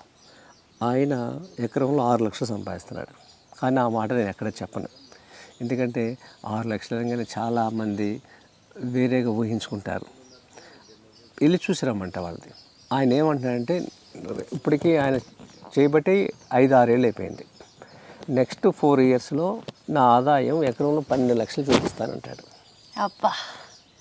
అంటే ఎన్ని పంటలు ఉన్నాయంటే, సూపర్ మార్కెట్లు ఏమున్నాయో అన్నీ అక్కడ ఉన్నాయి, ఉప్పు తప్ప. ఉప్పు మనకి సముద్రం నుంచి వస్తుంది, అది వేరే పద్ధతి. అంటే అన్నీ గ్రామంలోనే దొరుకుతాయి అంటాకి ఆయన ఆ మాట చెప్తాడు. అలాగే ఇప్పుడు మీకు చూసిన తర్వాత, ఆయన చూసిన తర్వాత నేను మిరియాలు పెట్టా. ఇక్కడ మిరియాలు వసద్దా రాదా అనే భయం ఎందుకు పెట్టి. ఇప్పుడు మీరు 4 ఏళ్ళు అవుతుంది అంటున్నారు కదా ఫిబ్రవరికి, ఏడాదికి మీరు ఎంత తీస్తున్నారు చెప్పండి? రైట్, మంచి క్వశ్చన్ ఇది. కాకపోతే ఏంటంటే, ఇది నేను పెట్టింది 1/4 ఎకరం. 1/4 ఎకరం అంటే ఇలాంటి బాక్సులు ఎన్ని వస్తాయి? 1/4 ఎకరంలో 10 వచ్చినాయి అంటే 1/4 ఎకరంలో 2.5 అంతే కదా. అలా పెట్టింది. దీంట్లో 4 బాక్సులు పెట్టామనుకోండి పావు ఎకరం అవుతుంది. దీంట్లో నాకు లాస్ట్ ఇయర్ 30,000 రూపాయలు వచ్చింది. పసుపు ద్వారానే ఎక్కువ వచ్చింది. పసుపు నాకు 600 కేజీలు వచ్చింది. 600 కేజీలు ఇలా పెట్టడం వల్ల ఒక బాక్స్ ద్వారా 600లో మనం దాన్ని ఉడకపెట్టి తీసింది మళ్ళీ మీకు 4%, అంటే ఎంత 120 కేజీస్ వచ్చింది. 120 ఇంటూ మళ్ళీ మీరు బయటికి ఎంత అమ్ముతున్నారు? 300 రూపీస్. ఎవరైనా ఊర్లో అమ్ముకోవచ్చు. 300 రూపీస్. 300 అంటే చూసుకోండి, 100 కేజీస్, 20 కేజీస్ ఇంట్లో వాడుకున్నా 100 కేజీస్ అమ్మితే 100 ఇంటూ 300 30,000 దాంట్లో వచ్చేసింది కదా. ఇంకా అరటిపళ్ళు, ఇంకా మీకు మెడిసినల్గా ఉన్న ఈ మొక్కలు, అల్లము, తర్వాత ఆకుకూరలు, కూరగాయలు, కంద, ఇవన్నీ కూడా మనకు అదనపు ఆదాయం. అంటే గుడ్డి లెక్కలు వేసుకున్నా సరే మనకి పసుపుతో డబ్బులు వచ్చేస్తాయి. ఇది నాకు వచ్చింది తరకటూరు, కృష్ణా జిల్లాలో. అక్కడ ఇంకా బాగా చేశాను, ఒకే బాక్స్ చేశాను. ఎందుకంటే మాగాణులు ఆపేయాలనే దాంట్లో నేను అక్కడ పనిచేస్తున్నాను. మాగాణుల్లో వరికి బదులుగా ఇది చూపించాలని మాగాణిని ఏం చేశాను, వేసవి కాలంలో చెరువు తవ్వి మట్టితో భూమిని ఎత్తులేపేశాను. అయితే అక్కడ ఈ మోడల్ పెట్టాను. ఆ మోడల్ చూస్తే చాలామంది వచ్చారు ఇప్పటికి. ఇలా ప్రతి వాళ్ళు ఒక బాక్స్ పెట్టుకుంటే మీకు ఇంటికి కావాల్సిన బజార్కి వెళ్లకుండా బతకటం. రెండోది, ప్రతి వస్తువు కొంటాకి మనం 2 వీలర్ 4 వీలర్ తీస్తున్నాం కదా, ఇవన్నీ ఇంధనం ఆధారమే కదా. అలా మనం అసలు ముందు ఆటలు కూడా తగ్గించుకోవాలి. ఒక వస్తువు కొంటాకి బయటికి వెళ్లకుండా బతకటం కూడా ఇంపార్టెంటే కదా. ఇది అమ్ముకుంటాకి కాదు, తినటానికి తినడానికి అన్నట్టు ఫస్ట్ అర్థం చేసుకోవాలి. ఒక బాక్స్ పెట్టుకోమంటా నేను, 60x60. దీంట్లో అగ్గిపెట్ట లాంటి ఇళ్లలో బతికే జనాలకి ఇవాళ కాంక్రీట్ జంగల్లో ఒక బాక్స్ వ్యవసాయం చేసి అందరూ తినండి అంటే అసలు సాధ్యమేనా సార్? అది ఎందుకు కాదు. 1000 గజాల స్థలం ఉందనుకోండి ఊర్లో, ఇది ఎక్కడ చేయొచ్చు? వ్యవసాయ భూమిలో చేయొచ్చు, గ్రామాల్లో చేయొచ్చు, పట్టణాల్లో చేయొచ్చు, నగరాల్లో చేయొచ్చు. 1000 గజాల స్థలం ఉన్న వాళ్ళు 300 గజాలు ఇల్లు కట్టుకుని 400 గజాలు ఇది పెట్టుకుని 700 గజాలు, ఇంకొక 250 300 గజాల్లో ఆవును పెట్టుకుంటే సిటీలో కూడా చేసుకోవచ్చు. ఆచరణ సాధ్యమేనా? చేసుకోవచ్చు, ఎందుకు కాదు. భూమి అన్నపూర్ణేశ్వరి ఎక్కడైనా చేయొచ్చు. ఈ భూమిలో అంతకుముందు వరి పండించిన భూమి ఇది, మీరు కూర్చున్నది. మరి వాళ్ళు ఎందుకు అవుతుంది కదా. మనసు ఉంటే మార్గం ఉంటుంది, అది సారాంశం.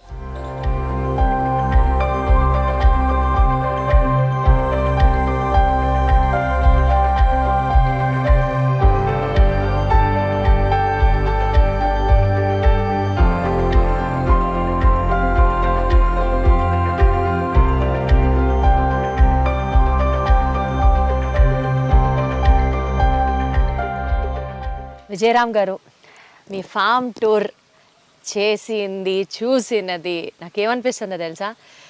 ఏదో ఒక ట్రెక్కింగ్కి వెళ్ళిన ఎక్స్పీరియన్సో, ఒక ఫారెస్ట్ సఫారీకి వెళ్ళిన ఎక్స్పీరియన్సో అనిపిస్తుంది. చక్కటి ప్రకృతి, మట్టి నేలలో మీతో పాటు ఆస్వాదించడం, పక్షుల్ని పలకరించడం, ఆ పక్షుల శబ్దాలతో అసలు టైం తెలియలేదు. 2 గంటలు నడిచేసాం మనం. మీ ఫామ్ టూర్ ఇంకా అవ్వలేదు కానీ అసలు నడిచినట్లు కూడా లేదు. ఒక న్యాచురల్ ఏసీలో కింద కూర్చొని ఇంత హాయిగా ఉందో, నా మనసు మీకు అర్థమవుతుందో లేదో నాకు తెలియట్లేదు కానీ బట్ నిజంగా అంత సంతోషంగా అనిపిస్తుంది నాకు. ఇది గోవు ఉన్న పరిసరాలు ఎవరిదైనా ఇలాగే ఉంటుందమ్మా. ఇది కొత్త ఏమి కాదు. గోవుతో నడయాడిన భూమి అంటే గోవుతో వ్యవసాయం చేసిన భూమి అన్ని జీవరాశులకి నిలయం. గోవు పాదాలు, నంది పాదాలతో ఈ భూమి ఎప్పుడైతే మనం వ్యవసాయంతో ఇలా శుద్ధి చేసామో, విష రసాయనాలతో 40 ఏళ్ళు పాడైపోయిన భూమి ఇది. అంతకుముందు యజమాని ఇక్కడే ఒక పెద్ద గుడిసుండేది, దాని నిండా యూరియా కట్టలు ఉండేవి. అలా 40 ఏళ్ళు మొత్తం విషజిమ్మారు ఈ భూమిని. 8 సంవత్సరాల్లో ఈ మార్పు. అంతకుముందు వానపాములు కనిపించేవి కాదు, తేనెటీగలు కనిపించేవి కాదు. మేము వస్తూ నెమళ్ళు కనిపించాయి, మాకు నెమళ్ళు వెల్కమ్ చెప్పాయి కదా. ఇవన్నీ ఏంటంటే రసాయనాలు జల్లనప్పుడు ఈ వాతావరణం బాగుంది అని మనం ఎలా స్పందిస్తున్నాము అంటే మనకి భావ ప్రకటన చేసే శక్తి ఇచ్చాడు భగవంతుడు. మనసులో ఉన్న ఆలోచనని వ్యక్తపరచగలుగుతున్నాం. కానీ వేరే జీవులు అలా చేయలేవు కదా. సంతోషాన్ని వ్యక్తపరుస్తాం అనేది ఏంటంటే ఇక్కడ నివాసం ఉంటాం. కానీ అండి ప్రాక్టికల్ టర్మ్స్లో మాట్లాడితే 25 సంవత్సరాలు మీరు మొత్తం వ్యవసాయం, అది కూడా ప్రకృతి వ్యవసాయం అనుకుంటూ సరే 15 సంవత్సరాలు అనుకున్నా సరే సమాజంలో ఎంతమందిని మీరు ఇన్ఫ్లుయెన్స్ చేయగలిగారు?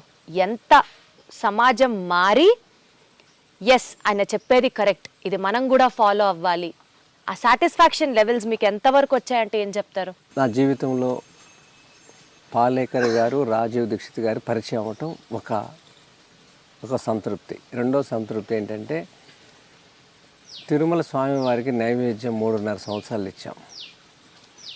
కొన్ని కారణాల వల్ల ప్రస్తుతానికి ఆపారు ప్రభుత్వాలు మారిన తర్వాత.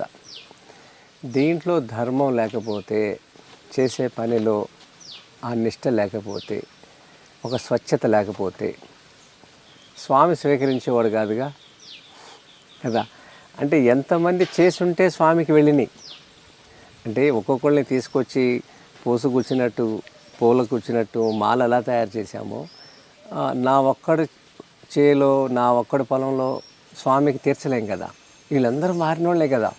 ఇంతమంది ప్రభావితం చేయగలిగే 3.5 సంవత్సరాలు నిరంతరం ఏ రోజు కూడా ఆటంకం లేకుండా స్వామివారికి 8 రకాల నైవేద్యాలతో జరిగింది.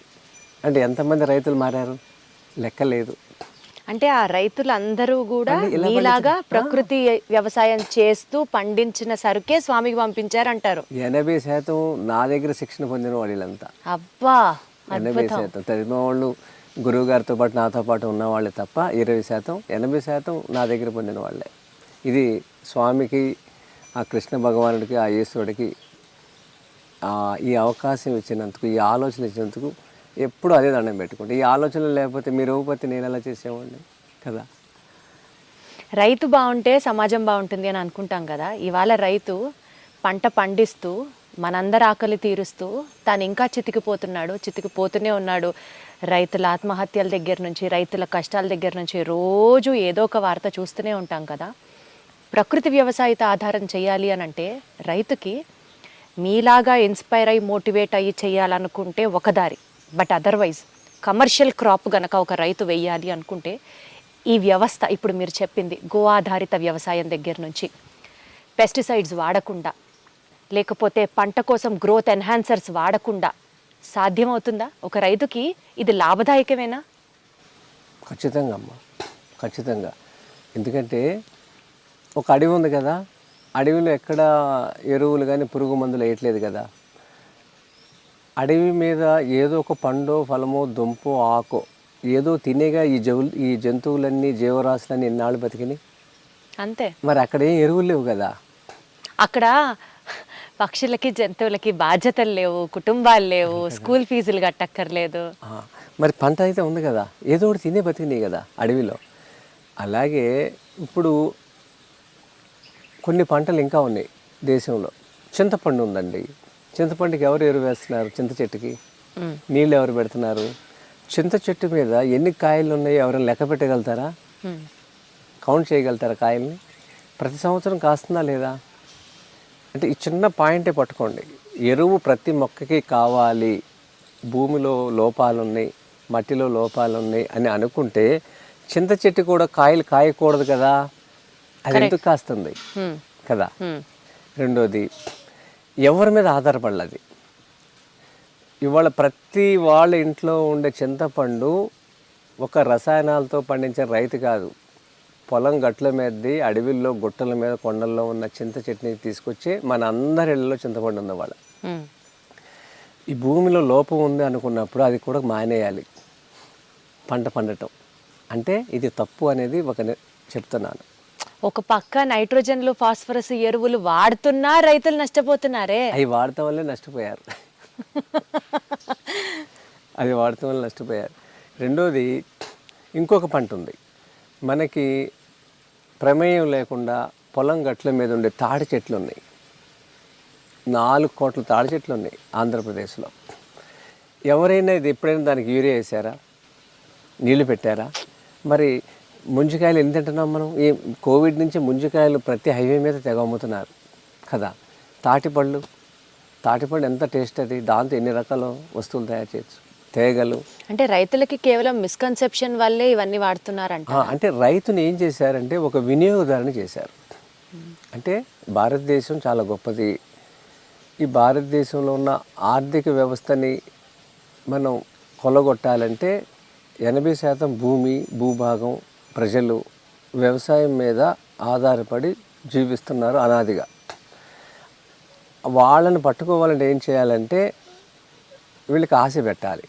ఆశ పెట్టాలంటే ఏం చేశారు, రెండో ప్రపంచ యుద్ధం తర్వాత కర్మాగారాలను ఖాళీగా ఉన్నాయి, ఏదో ఒక ఆదాయం తీసుకోవాలని దాని మీద యూరియాని యుద్ధంలో వాడతాకి తయారు చేశారు. దాన్ని తీసుకొచ్చి మొక్కలకు వేస్తే మొక్కలు బాగా ఎదుగుదల వస్తుందనేది గమనించి యూరియా అమ్ముకుంటే ఇక్కడికి వచ్చారు.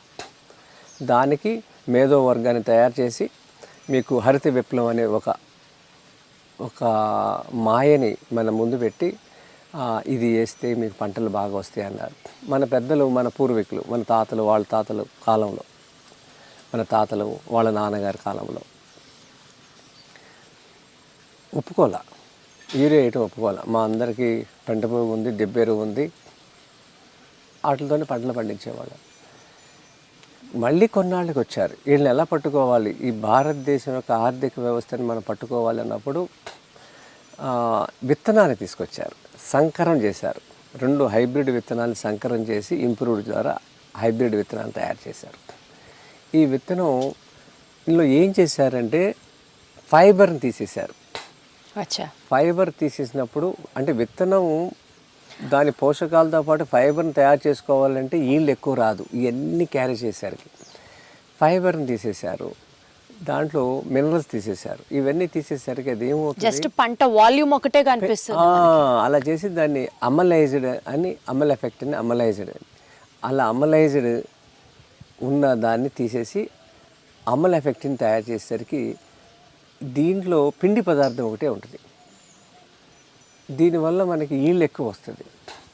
ఈళ్ళు వచ్చినప్పుడు దీంట్లో ఫైబర్ మిస్ అయిపోయింది, విటమిన్స్ మినరల్స్ అన్నీ మిస్ అయిపోయింది. ఇక ఓన్లీ కార్బోహైడ్రేట్ ఉంది, పిండి పదార్థం. ఇది ఖచ్చితంగా ఈళ్ళు ఎక్కువ వస్తుంది. Got it sir. దీనివల్ల ఎప్పుడైతే మనకి 18, 20, 25 బస్తాలు మన ఈ దేశీ వాళ్ళి వంగడాల్లో వస్తుందో దాన్ని వాళ్ళు 30 నుంచి 40 తయారు చేశారు.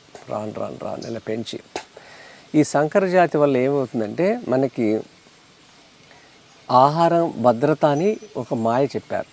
జనాభా పెరుగుతున్నారు, దేశ అవసరాలు పెరుగుతున్నాయి, మీకు ఆహార భద్రత లేకపోతే ఎట్లా అని కరువులు వచ్చినప్పుడు ఏమన్నా జరిగేటప్పుడు ప్రకృతి వైపరీత్యాలు వస్తే ఎలా బతకాలి అని భయాన్ని సృష్టించి అప్పటి పాలకులు ఎవరైతే దేశాన్ని పరిపాలిస్తున్నారో వాళ్ళకి ఇంత కూడా దేశం మీద కానీ కల్చర్ మీద కానీ వ్యవసాయం మీద కానీ అనుభవం లేని వాళ్ళని అప్పుడు పాలన చేశారు. వాళ్ళు వారందరి స్ట్రాటజీస్ కి పాపం రైతు బలైపోయాడు ఇవాల్టి వరకు అన్నది చేయగానే ఇది ఇంప్లిమెంట్ చేసుకుంటా వచ్చేసరికి 60 ఏళ్ళు 70 ఏళ్ళు అయిపోయింది. ఈ క్రమంలో మనకి ఏమవుతుందంటే రైతు చితికిపోతున్నాడు, పర్యావరణం నాశనం అయిపోతుంది. పర్యావరణం, రైతు, తర్వాత ఇంకా ముఖ్యమైనదంటే మనకి అప్పటి వరకు సేద్యాలకి ఎద్దులు ఉండేవి, నందులు ఉండేవి, గడ్డి ఇంతంత ఎత్తుంది. మీరు చూసారు కదా, మా పిల్లే సామె ఎంత ఉంది, 7 అడుగులు ఉంది. ఆ గడ్డి ఒక పశువుకి 4 పనులకు వస్తే సరిపోయేది. దీంట్లో అన్ని రకాల మన శరీరానికి ఎలా న్యూట్రిషన్స్ ఉన్నాయో గడ్డిలో కూడా ఉన్నాయి. ఇప్పుడు వీళ్ళు షార్ట్ వెరైటీ చేశారు, ఎందుకంటే రసాయనాలు వేయటం వల్ల భూమి అంతా క్షీణించిపోయింది. ఈ టాల్ వెరైటీస్ అన్ని షార్ట్ వెరైటీ చేశారు, సంకరం చేసి. ఇప్పుడు అన్నీ ఎంతంత వచ్చేసినాయి కదా. ఇది చేసరికి మనకి ఊర్లో పశువులు తీసేశారు, ఎందుకంటే పశుగ్రాసం లేదు. అన్ని క్రషర్లు వచ్చేస్తాయి, ట్రాక్టర్లు వచ్చేస్తాయి, పశువులు లేవు. ఎద్దులతో సేద్యం చేసేవాళ్ళు టెక్నాలజీ ఉపయోగించి ట్రాక్టర్ తెచ్చుకున్నాం. ఇలా మనం ఏదైతే వ్యవసాయంలో మార్పులు చేసుకున్నామో క్రమేపీ మనకి నందులు, గోసంతటి తగ్గిపోయింది. ఈ క్రమంలో భూమి అంతా కూడా చట్టుబడిపోయింది.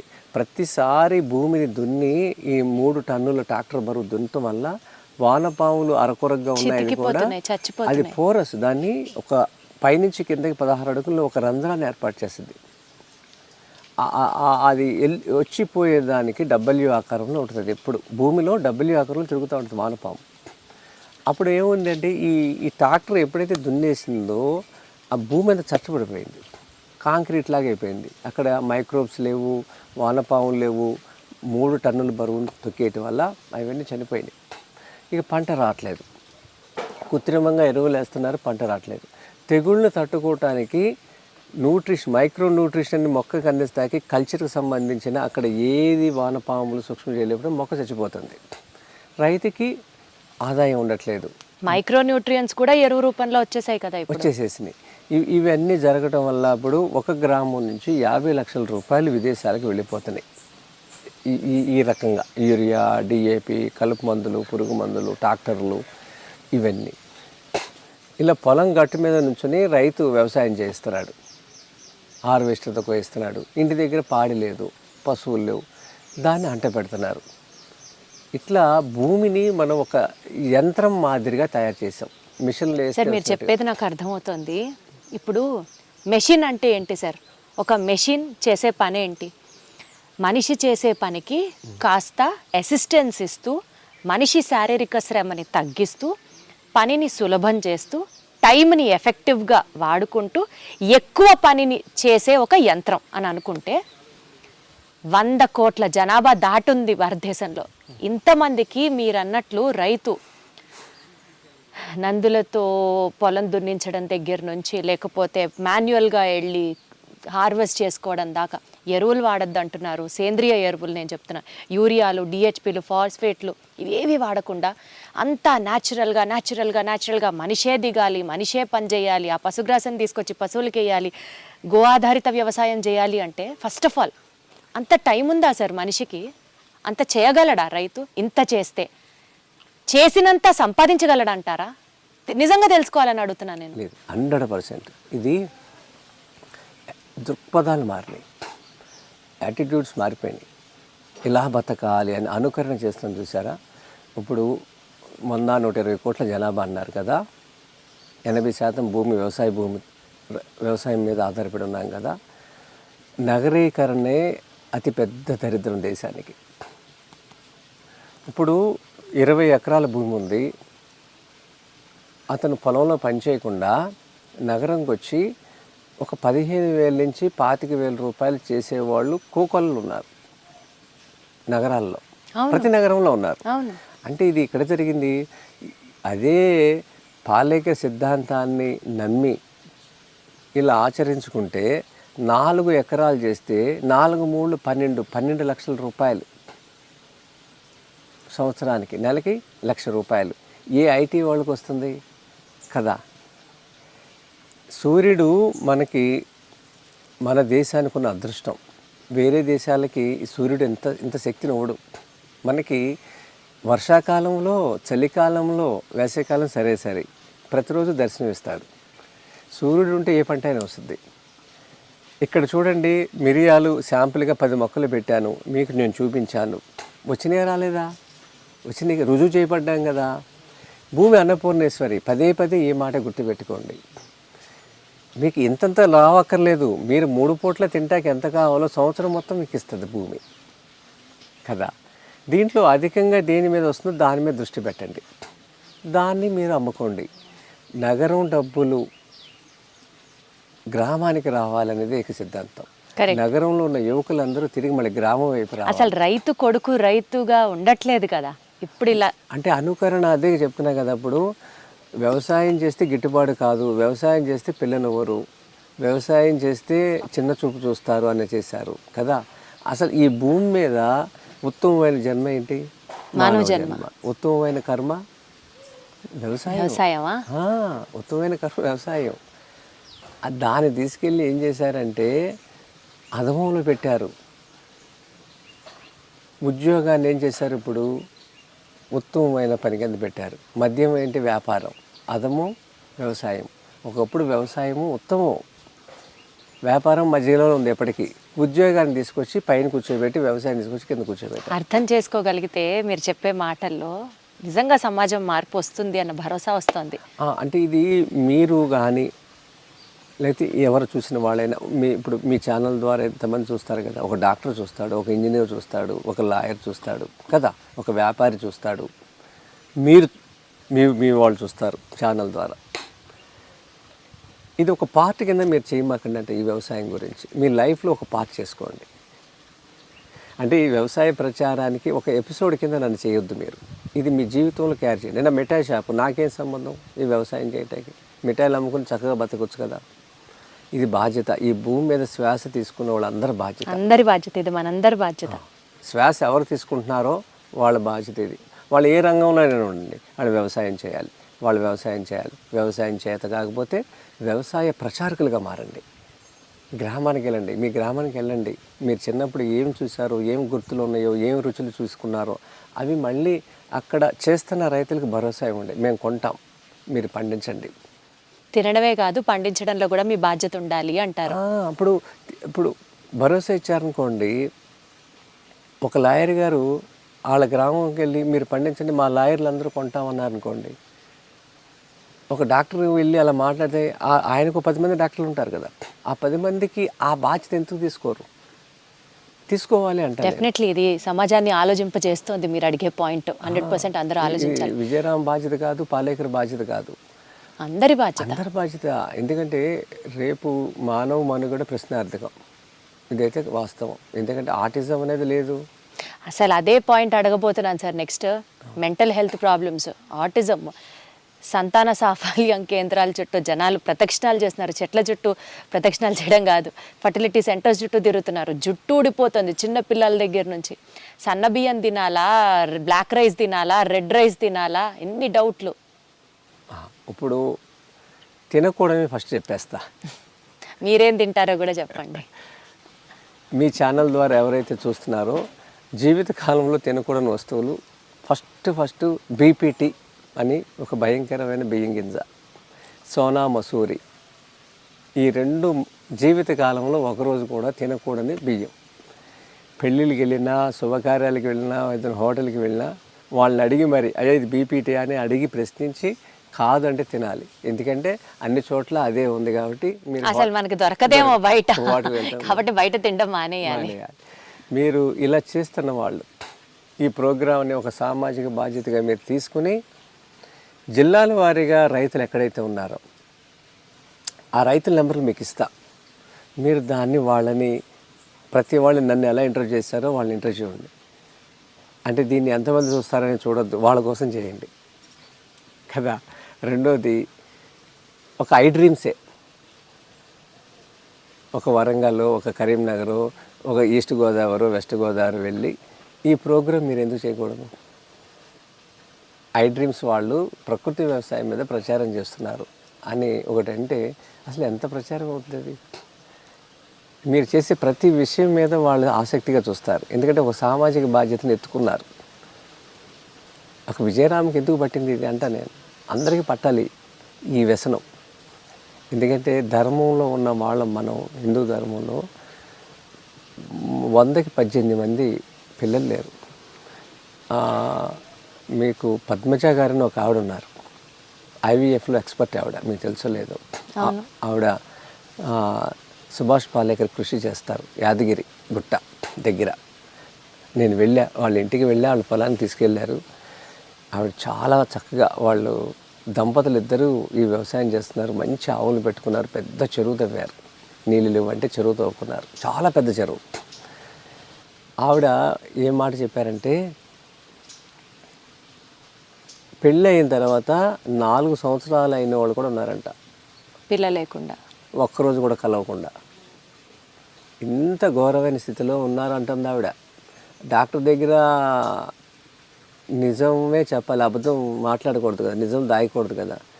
వాళ్ళు చెప్తుంటే ఆవిడ కళ్ళంట నీళ్ళు పెట్టుకుంది. ఆవిడ చెప్తుంటే నేను ఆశ్చర్యపోయా. 4 రోజులు నేను అదే ఆలోచించా, ఇంత మానసిక వికారాలతో, శారీరకమైన ఇబ్బందులతో ఉన్నారా అని. మరి రేపు ధర్మం నిలబడతాకేరి స్వాములందరూ ఎంతసేపు వాళ్ళ యొక్క సందేశాలు కానీ లేకపోతే ఆధ్యాత్మిక ప్రవచనాలతో పిల్లలకి చెప్తున్నారు సమాజానికి. ఇది అవసరమే, కానీ రేపు ధర్మం వెంటనే మనిషిని తయారు చేయరు కదా. మీ స్వాములు మాట్లాడాలంటున్నా నేను. ఇది స్వాములందరూ ఈ దేశీ విత్తనం గురించి, దేశీ ఆవు గురించి, పాలేకర్ కృషి గురించి భుజాన్ని ఎత్తుకుంటే రేపు ధర్మం, లేకపోతే పరాయి ధర్మం వచ్చి మీ ఇంట్లో కూర్చుంటారు, ఆక్రమించేస్తున్నారు కదా. మరి ఇది అందరూ చేయాలి. బడి పంతులు చేయాలి, గుళ్ళో పంతులు చేయాలి, స్వాములు సంతులు అందరూ మాట్లాడాలి ఈ వ్యవసాయం గురించి. అర్థమవుతుంది సార్, అర్థమవుతుంది సార్. ప్రకృతి వ్యవసాయం గురించి విజయ్ గారి గురించి ప్రత్యేకంగా ఇంకా విడమర్చి చెప్పక్కల. But before this, emerald sweets అని మీకు ఒక స్వీట్ షాప్, ఒక మిఠాయి షాప్, అక్కడి నుంచి స్టార్ట్ అయింది మీ జర్నీ అనుకుంటే, తిరుమల తిరుపతి దేవస్థానానికి ఒకప్పుడు మీరు మీ సరుకుని పంపించేవారు. ఇందాక మనం అనుకున్నాం, చాలా ఎంతో రాసి పెట్టుండి. మా సరుకు, మా రైతులు పండించిన సరుకు, మా రైతులు, మీ రైతులు 2 రాష్ట్రాల్లో తయారు చేసిన రైతులు పండించి పంపించాం. అలా తయారు చేసాం, పంపించారు. కానీ ఒకప్పుడు ఒక పీరియడ్ ఆఫ్ టైంలో రైడ్స్ జరగడాలు, రైడ్స్కి రిపోర్ట్కి మధ్యలో టైంలోనే బోలెడంత చెడు ప్రచారాలు జరగడాలు, మానసికంగా ఎలా ఎదుర్కొన్నారు సార్ దాన్ని? ఇది నిజంగా అమ్మా, నేను ఒక్కరోజు అసలు నేను బాధపడలా. ఎందుకంటే తప్పేం చేయలేదుగా. తప్పు చేస్తే బాధ ఉంటుంది, ఇలా ఎందుకు చేసాం, తప్పు పని చేసామని లోపల గుచ్చుతూ ఉంటుంది. ఎలా పెట్టానో ఆ మొక్కని, ఎలా చేశానో నాకు తెలుసు కదా. చక్కగా నిద్రపోయా. మా అల్లుడే, మేనల్లుడు అల్లుడు నిద్రపోలా. 4 రోజులు ఇబ్బంది పడ్డాడు. మాయా ఆ ఛానల్లో వస్తుంది, ఈ ఛానల్లో వస్తుందని. అంటే అదేమంటారు, దేశ విద్రోహ శక్తులతో ఏదో కలిసి పనిచేస్తున్నట్టు 1 గంటలో 8 ఛానల్ తీసుకొచ్చారు. అలా తీసుకొచ్చి చూపించారు. తీరా ఇంకా రిపోర్ట్ రాకముందరే ఇప్పటికీ ఏమో లేదు నాకేం, దాంట్లో ఏమన్నా రిపోర్ట్ ఇవ్వాలి కదా. ఇంకో విషయం చెప్పినా మీకు, ఇది ఎవ్వరు గ్రహించలేదు. ముడి పదార్థాలు ఎండ్ ప్రోడక్ట్ అంతే కదా. ముడి పదార్థాలతో వస్తువు తయారు చేస్తాం, అది కదా పట్టుకెళ్లాల్సింది, ల్యాబ్ టెస్ట్ చేయాల్సింది. అంటే బెల్లము జీడిపప్పు అన్నారు కదా, బెల్లం జీడిపప్పుతో నువ్వు ఏ ఐటెం తయారు చేసావో దాన్ని పట్టుకెళ్ళి కదా ల్యాబ్ టెస్ట్ చేయాల్సింది. ఒక్క రవ్వ కూడా ఏ మిఠాయి పట్టుకెళ్ళా. మరి దేంతో చేశారు ల్యాబ్ టెస్ట్? బెల్లం జీడిపప్పు పట్టుకెళ్ళారు. అంతిమంగా వాటిలో తయారు చేసిన మిఠాయిని కదా వాళ్ళు టెస్ట్ చేయాల్సింది. మరి అది ఎందుకు తీసుకెళ్ళలేదు? ఇది వాళ్ళకి ఎందుకు తట్టలేదు, ఎందుకు జరగలేదు నాకు అర్థం కావట్లేదు. ఈ రోజు కూడా ల్యాబ్ టెస్ట్ చేయాల్సింది అంతిమంగా దీంతో తయారు చేసిన మిఠాయి కదా. అది ఏమీ ఈరోజు కూడా పట్టుకెళ్ళలేదు. తీసుకెళ్ళిన బెల్లానికి జీడిపప్పు కూడా రిపోర్ట్ రాలేదు. ఇంకా ఈ రోజు వరకు లేదు, అక్కడ ఏం లేదు. ఉంటే వాళ్ళు ఇస్తారు. అలా అనుకుంటున్నారా? అంతేగా మరి. ఇప్పుడు ఒక మిఠాయి తయారు చేసి దీంట్లో కల్తీ చేశారు అంటాకి నిదర్శనం మిఠాయి పట్టుకెళ్ళి చూపించాలి. ఏ చిన్న రవ్వంత స్వీట్ కూడా పట్టుకెళ్ళలేదు వాళ్ళు. అక్కడ జీడిపప్పు బెల్లం ఉంటే అది పట్టుకెళ్ళారు. దాంతో చేస్తే దీంట్లో ఏం కలిపాడు అన్న దానికి ఇది కదా పట్టుకెళ్లాల్సింది. పాయింటా కదా? పాయింటే 100%. అది చేయలే. ఇది సుధాకర్ యాదవ్ అనే అతను నా మీద సామాజిక కార్యక్రమాలు ఇందిరా పార్క్లో చేస్తున్నాను, అది ఆయనకి ఇష్టం లేదు. ఇంకోటి ఆయన కోరుకున్నది మాకు అర్థం కాల మనసులోది. ఆయన దానికి వాకర్స్ అసోసియేషన్ ప్రెసిడెంట్. ఇది మాకు తెలియలేదు. నేను కర్నూలు ఫ్లడ్స్ వచ్చిన చూసారా, అప్పుడు వాళ్ళందరికీ మా షాప్ తరఫున ఒక 50,000 రూపాయలు ఇచ్చాం. ఒకరోజు జీతం అందరం కలిపి ఇచ్చాం. ఇస్తే ఒక లాయర్ గారు ఉన్నారు, ఆవిడ ఉంది, డబ్బులు ఇవ్వకూడదండి, వాళ్ళు పేదవాళ్ళు కాదు, వాళ్ళకి ఇప్పుడు ఇవ్వాల్సింది మనం బియ్యం పప్పులు ఇస్తే అక్కడ ఏమి లేవు కాబట్టి అది ఇవ్వాలి, మీరు డబ్బులు ఇవ్వకూడదు అంది ఆవిడ. నిజంగా అదే మంచి పాయింట్ అనిపించింది. తర్వాత బియ్యం పప్పులు ఇస్తామని ఒక బ్యానర్ రాసి పెట్టాం. అప్పుడు ఇందిరా పార్క్లో నేను పెయింటింగ్ చేసేవాడిని, స్పాట్ పెయింటింగ్.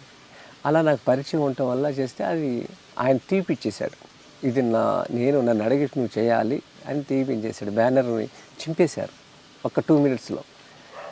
ఇక నేను అదే మనసులో ఏముందో నాకు అర్థం కాల, నేను పట్టించుకోలే. ఇది ఎప్పుడు 18 years బ్యాక్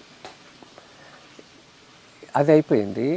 తర్వాత ఇంకుడు గుంటలు నేను చేశాను హైదరాబాద్లో. చాలా నాకు నీళ్ళని దాయటం ఇష్టమైన పని. భూమిలో ఆ వర్షపు నీళ్ళని కాలనీలు ఎలా దాచుకోవాలి, అపార్ట్మెంట్లు ఎలా దాచుకోవాలి అనేది నేను చెప్తా.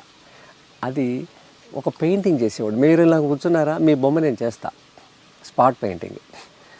అలా నేచర్లో ఒక గులాబీని ఒక చెట్టుని చూసి బొమ్మ వేస్తా. అలా ఇందిరా పార్క్లో కూర్చొని పొద్దున్నే పెయింటింగ్ చేశా. అలా 20 రోజులు చేశా, 6 పెయింటింగ్లు చేశా. చేస్తే ఆ పెయింటింగ్ 5,000 రూపాయలకి నేను అమ్మాను. అక్కడ మీకే నచ్చింది అనుకోండి, మీరు కొనుక్కోవచ్చు. ఆ డబ్బులు నేను ఇంటికి పట్టుకెళ్ళలేదు, మీ ఇంట్లో ఇంకుడు కూడా తయారు చేయించా. ఓ అట్లా మీ ఇంట్లో ఉంది అన్నారు అనుకోండి, మీరు ఎవరు సజెస్ట్ చేస్తే వాళ్ళకి చేయించా. ఇది ఆయన ఇందిరా పార్క్లో కూర్చొని చేస్తున్నప్పుడు నా చుట్టూ చాలామంది వచ్చేసేవాళ్ళు. అంటే ఆర్ట్ లవర్స్ ఉంటారు కదా, నేచర్ లవర్స్. ఇలా చేస్తుంటే నా ఇంకా చూస్తూ ఉంటారు, పలకరిస్తూ. అది ఆయన జీర్ణించుకోలేకపోయాడు. అప్పుడు ఇలాంటి సామాజిక కార్యక్రమాలు సంజయ్ జాజు ఉండేవారు. అక్కడ చేతి సంచులు, బట్టలు, బ్యాగుతో తయారు చేసినవి వెండర్స్ ఎవరైతే ఉంటారో చుట్టుపక్కల పళ్ళు కూరగాయలు అమ్ముతారు కదా, వాళ్ళకి ఒక్కొక్కరికి ఒక 50 బ్యాగులు ఇచ్చా. వాళ్ళు కూరగాయలు పళ్ళు పట్టుకెళ్తారు కదా, వాళ్ళకి ఆ బ్యాగ్ ఫ్రీగా ఇవ్వమని చెప్పాను కస్టమర్స్. కాకపోతే ఇచ్చేటప్పుడు భూమి మీద ఓత్ తీసుకోమన్నాను. నేను రేపటి నుంచి పాలిథిన్ వాడను, బట్ట సంచితో నేను బజారుకు వస్తాను, బయటకు వస్తాను అని ప్రమాణం చేయించాను. అలా చేసిన వాళ్ళకి ఫ్రీగా ఇస్తాను. ఇవన్నీ ఆయన చూసుకున్నాడు. ఇది ఏదో చేస్తున్నాడు, తర్వాత ఈయన ప్రెసిడెంట్ అవుతాడు ఇక్కడ అని ఏదో ఊహించుకున్నాడు. సో ఆ రైడ్స్ అవన్నీ కుట్రపూరితంగా మీ మీద కక్ష కట్టి జరిగినవే అంటారు. మరి ఆయన వచ్చి చెప్పుకున్నాడు, సుధాకర్ యాదవే వచ్చి చెప్పుకున్నాడు. మాకు తెలియలేదు ఆ విషయం. నేను ఫస్ట్ ఇంటర్వ్యూలో కూడా ఆయనని మేము ఊహించలా. ఆయన మళ్ళీ ఒక 20 days వచ్చినాక షాపుకి జనం ఎందుకు తగ్గట్లేదు, నేను ఎంత చేసినా అవ్వట్లేదు. నా షాపు రైడ్ చేసినప్పుడు ఏం జరిగిందో తర్వాత కూడా అదే సేల్స్. సరే, సేల్స్ అన్నారు కాబట్టి మిమ్మల్ని ఇంకొక పాయింట్ అడగాలి. ఇన్ని ఎకరాల్లో వ్యవసాయం చేస్తున్నారు, స్వీట్స్ చేస్తున్నారు, స్వీట్స్ అమ్ముతున్నారు, సరే అది జరుగుతోంది. అక్కడే ఈ ఆర్గానిక్ ప్రోడక్ట్స్, ప్రకృతి ఆధారిత ప్రోడక్ట్స్ని మీరు సేల్ కూడా చేస్తున్నారు అవును జనాలకి. ఆయన చాలా కమర్షియల్, వాటి ధరలు చాలా ఎక్కువ. మామూలుగా మనం 1 kg బియ్యం కొంటే ఎంతకొస్తుంది, అక్కడ బియ్యం చూడండి రేటు. అలా 1 కాదు 2 కాదు, పప్పుల దగ్గర నుంచి నూనెల దగ్గర నుంచి అన్నీ మీరు ఏదైతే మీ రైతుల దగ్గర నుంచి తెప్పించినవు గాక అందులో ఉండొచ్చు గాక, ఎమరాల్డ్ స్వీట్స్లో పచారీ సరుకులు చాలా ధర ఎక్కువ, క్వాలిటీ పేరుతో జనాల దగ్గర నుంచి బాగా సంపాదిస్తున్నారు అన్న మాటకి మీరేం చెప్తారు? నేను ఎక్కడెక్కడ తీసుకొస్తున్నానో మీకు వాళ్ళ నెంబర్లు ఇస్తా. మొత్తం మీరు మీ దాంట్లో కింద ఇచ్చేసేయండి.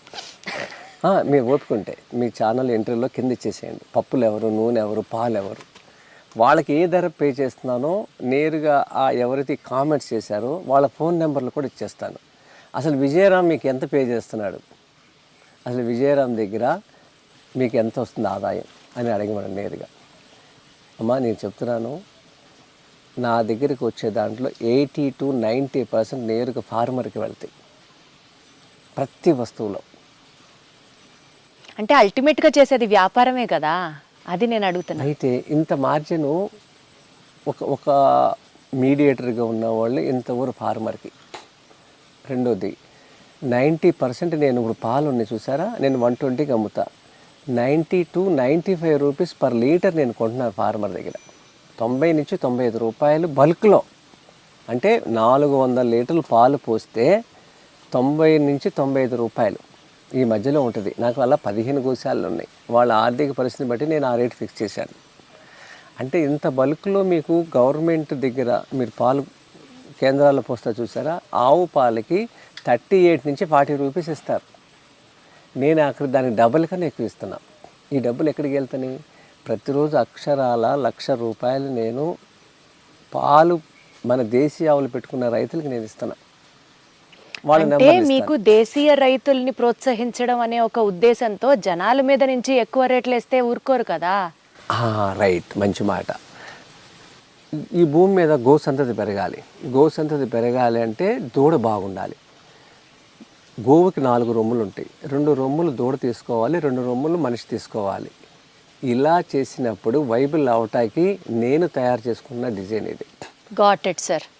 ఇలా చేస్తేనే రేపు గోసంతతి పెరుగుద్ది.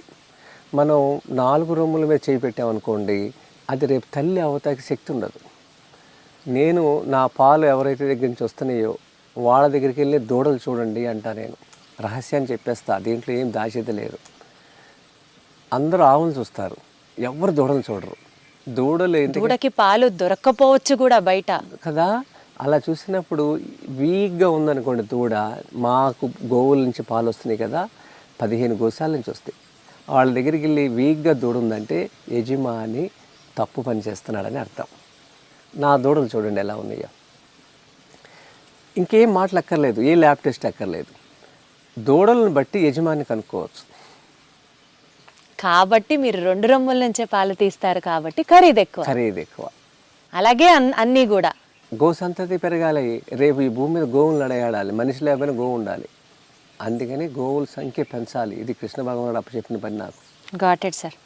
ప్రకృతి ఆధారిత వ్యవసాయ విధానాలు నేర్పిస్తున్నారు, ప్రకృతి ఆధారిత జీవన విధానాన్ని నేర్పిస్తున్నారు, స్వీట్స్ చేస్తున్నారు. దీంతో పాటు ఈ మధ్య మీరు భోజనాలు కూడా ఏదో జనాలకి పెడుతున్నారు, అది కూడా అంతా ఫుల్ నేచర్ ఫుడ్ అని వింటున్నాం సార్. దాని గురించి చెప్పండి. అట్లా ఊరికనే పెడుతున్నారా రోజు మొత్తంలో? లేదు, ఊరికే పెట్టట్లేదు. దాని ఖర్చు తీసుకుంటున్నాను కానీ నెలకి నాకు 1,00,000 రూపాయలు చేతికి పడుతున్నాయి ప్రస్తుతానికి. ఎందుకంటే మీరు విన్నారా, ఎక్కడో విన్నాను, ఒక టీ 1000 రూపాయలు అంటారు, విన్నారా? ఏదో స్టార్ హోటల్లో అయి ఉంటుంది సార్, ఒక టీ 1000 రూపాయలు. లేదు, ఉంది, కూడా ఉంది. అలా 1000 రూపాయలు టీ అని కానీ నేను 160 రూపాయలకు భోజనం పెడుతున్నా. భోజనంలో 4 రకాల బియ్యాలు పెడుతున్నాను. మీకు ఇప్పుడు తినిపిస్తా. ఇప్పుడు భోజనంలో ఆ 4 రకాలు ఒక్కొక్క దానికి ఒకటి. అంటే కొబ్బరి అన్నం లేదా పులిహోర ఏదో చేస్తాం కదా, టమాటా రైస్, దానికి ఒక బియ్యం.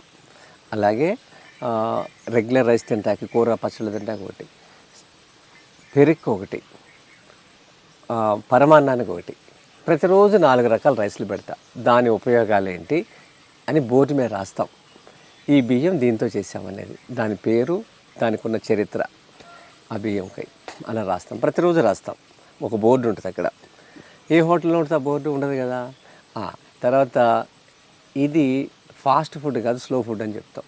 చాలా స్లోగా నమలాలి, ప్రతి ముద్ద 30 సార్లు నమలాలని చెప్తాం. అలా ఎవరైతే తింటున్నారో, ఎవరైతే ఆచరిస్తున్నారో వాళ్ళకి హెల్త్ అనేది చాలా అంటే చాలా కవర్ అయిపోయింది. మీరు అక్కడ 1 గంట కూర్చుంటే వాళ్ళకి జరిగిన గతంలో అనుభవాలు ఇప్పుడు ఎలా ఉందని కూడా చెప్పి వెళ్తారు. ఒక పుస్తకం రాయొచ్చు, అన్ని ఎక్స్పీరియన్స్లు ఉన్నాయి అక్కడ. ఇది ఎందుకు పెడుతున్నామంటే, ఒకటి పెట్టేటప్పుడు ఆలోచన, సివిల్స్ వాళ్ళు మా దగ్గర చెప్పాను కదా 3,000 మంది ఉన్నారు. అశోక్ నగర్ ఏరియాలో 3,000 మంది స్టూడెంట్స్ ఉన్నారు. వాళ్ళలో ఒకళ్ళు వచ్చి నన్ను అడిగారు భోజనం. ఒక 7 years బ్యాక్. నోయిడా నుంచి ఒక పిల్లాడు, కడప నుంచి ఒక పిల్లాడు, వీళ్ళిద్దరు ఫ్రెండ్స్. అన్నం చూస్తుంటే సూసైడ్ చేసుకోవాలనిపిస్తుంది అన్నాడు పిల్లాడు. మీ మిఠాయిలు బాగుంటాయి, మీరు భోజనం పెట్టకూడదా అన్నాడు. మిఠాయి షాప్కి వచ్చి భోజనం అడుగుతున్నాడు ఏంటి అనుకున్నాం. సరే ఇక లేవయ్యా, మాకు ఆలోచన లేదని. నాకు చదువు అంటే ఇష్టం, నేను కలెక్టర్ అయ్యి మా ఇంటికి వెళ్ళాలి, మా అమ్మకి చెప్పొచ్చాను. కానీ చచ్చిపోదాం అనిపిస్తుంది, మేము తిన్న భోజనం మేకుల్లా గుచ్చుకుంటుంది లోపల అన్నాడు. పాపం అంత ఎసిడిక్ ఫుడ్, కెమికల్ ఫుడ్, సున్నం కలుపుతారంటారు. మళ్ళీ సున్నం కలపపోయినా ఇప్పుడున్న దాంట్లో అన్ని రకాల అల్యూమినియంలో వండితే కూడా ప్రమాదం. ఇలా అంటే ఇక నాకు ఆర్సి రెడ్డి గారి పరిచయం. ఆయన దగ్గరికి వెళ్ళి అడిగాను ఎప్పుడో 7 ఏళ్ళ క్రితం. ఆయన అన్నారు, ఐడియా బాగుంది కానీ నాకు చోట్లేదు అన్నారు. ఇక మళ్ళీ నాకు కోవిడ్ ముందు 2 అమ్మాయిలు వచ్చి అడిగారు భోజనం పెడతారని.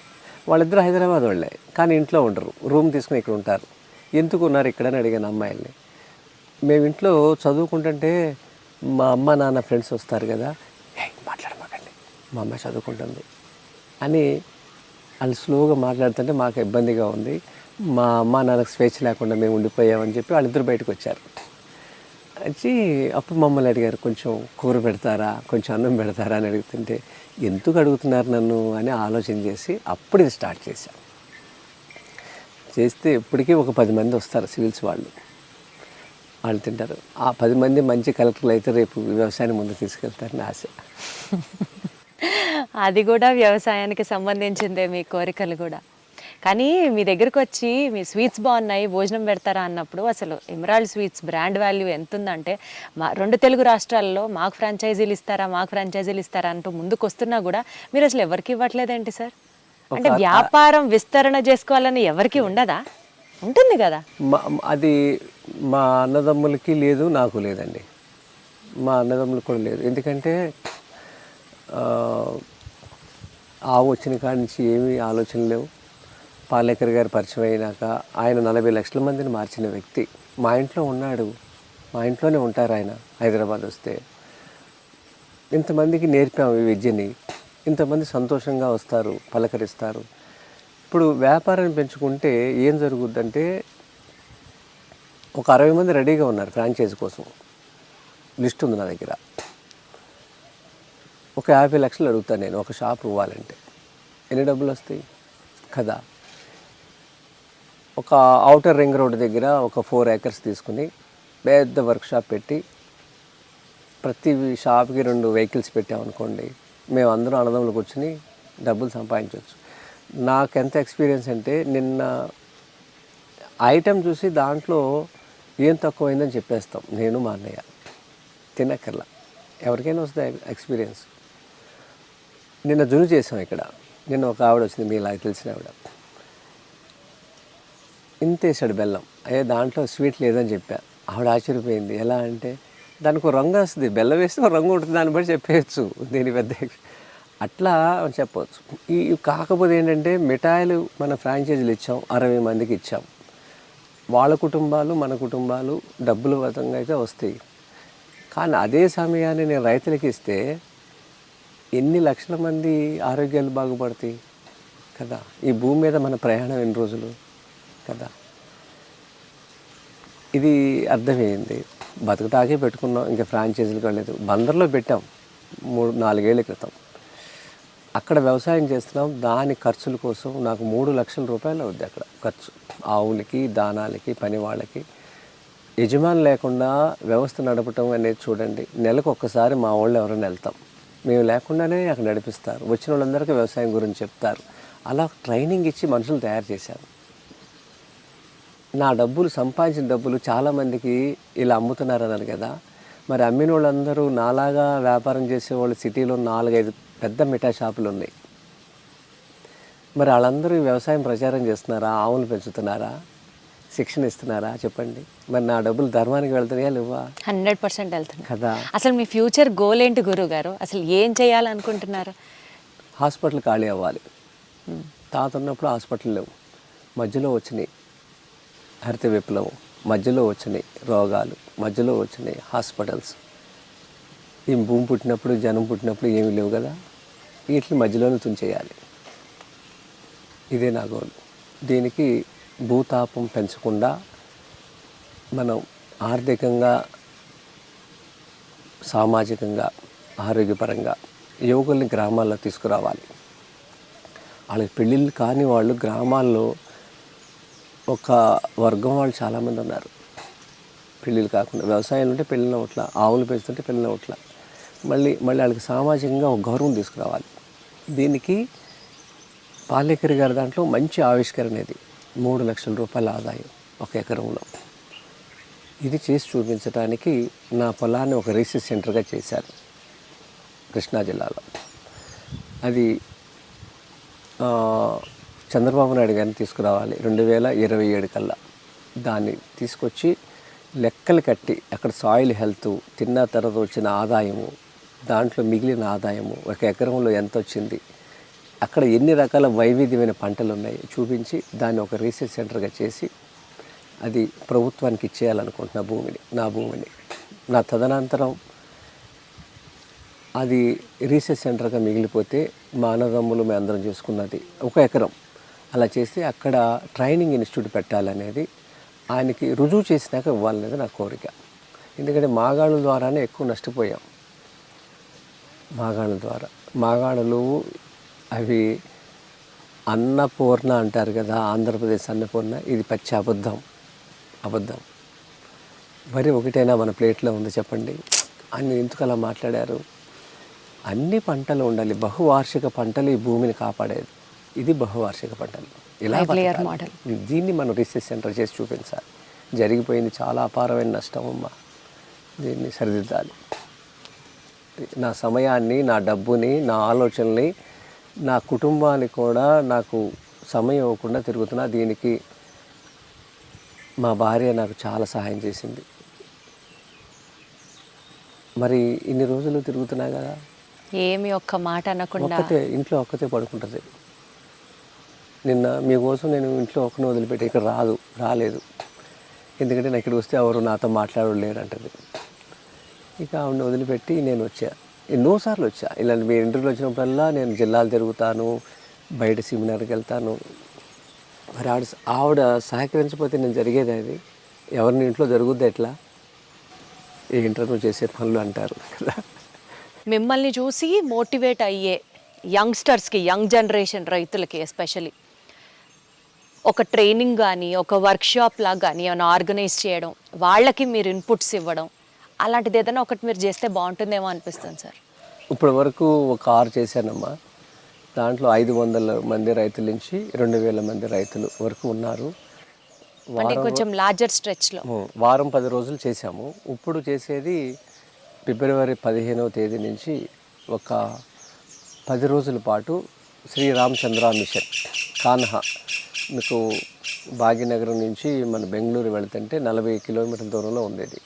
అవును, కన్హా శాంతివనం, అద్భుతమైన ప్రపంచం అది. Heartfulness meditation centre. అక్కడ 10 రోజుల పాటు ఈ కార్యక్రమాన్ని చేయబోతున్నాం. ఓ వావ్. 45 కిలోమీటర్లు ఇక్కడికి. అక్కడ అన్ని రాష్ట్రాల్లో, అన్ని జిల్లాల్లో, ముఖ్యంగా మన సౌత్ ఇండియాలో వేరే రాష్ట్రాల్లో వాళ్ళు కూడా పిలుపునిచ్చాము.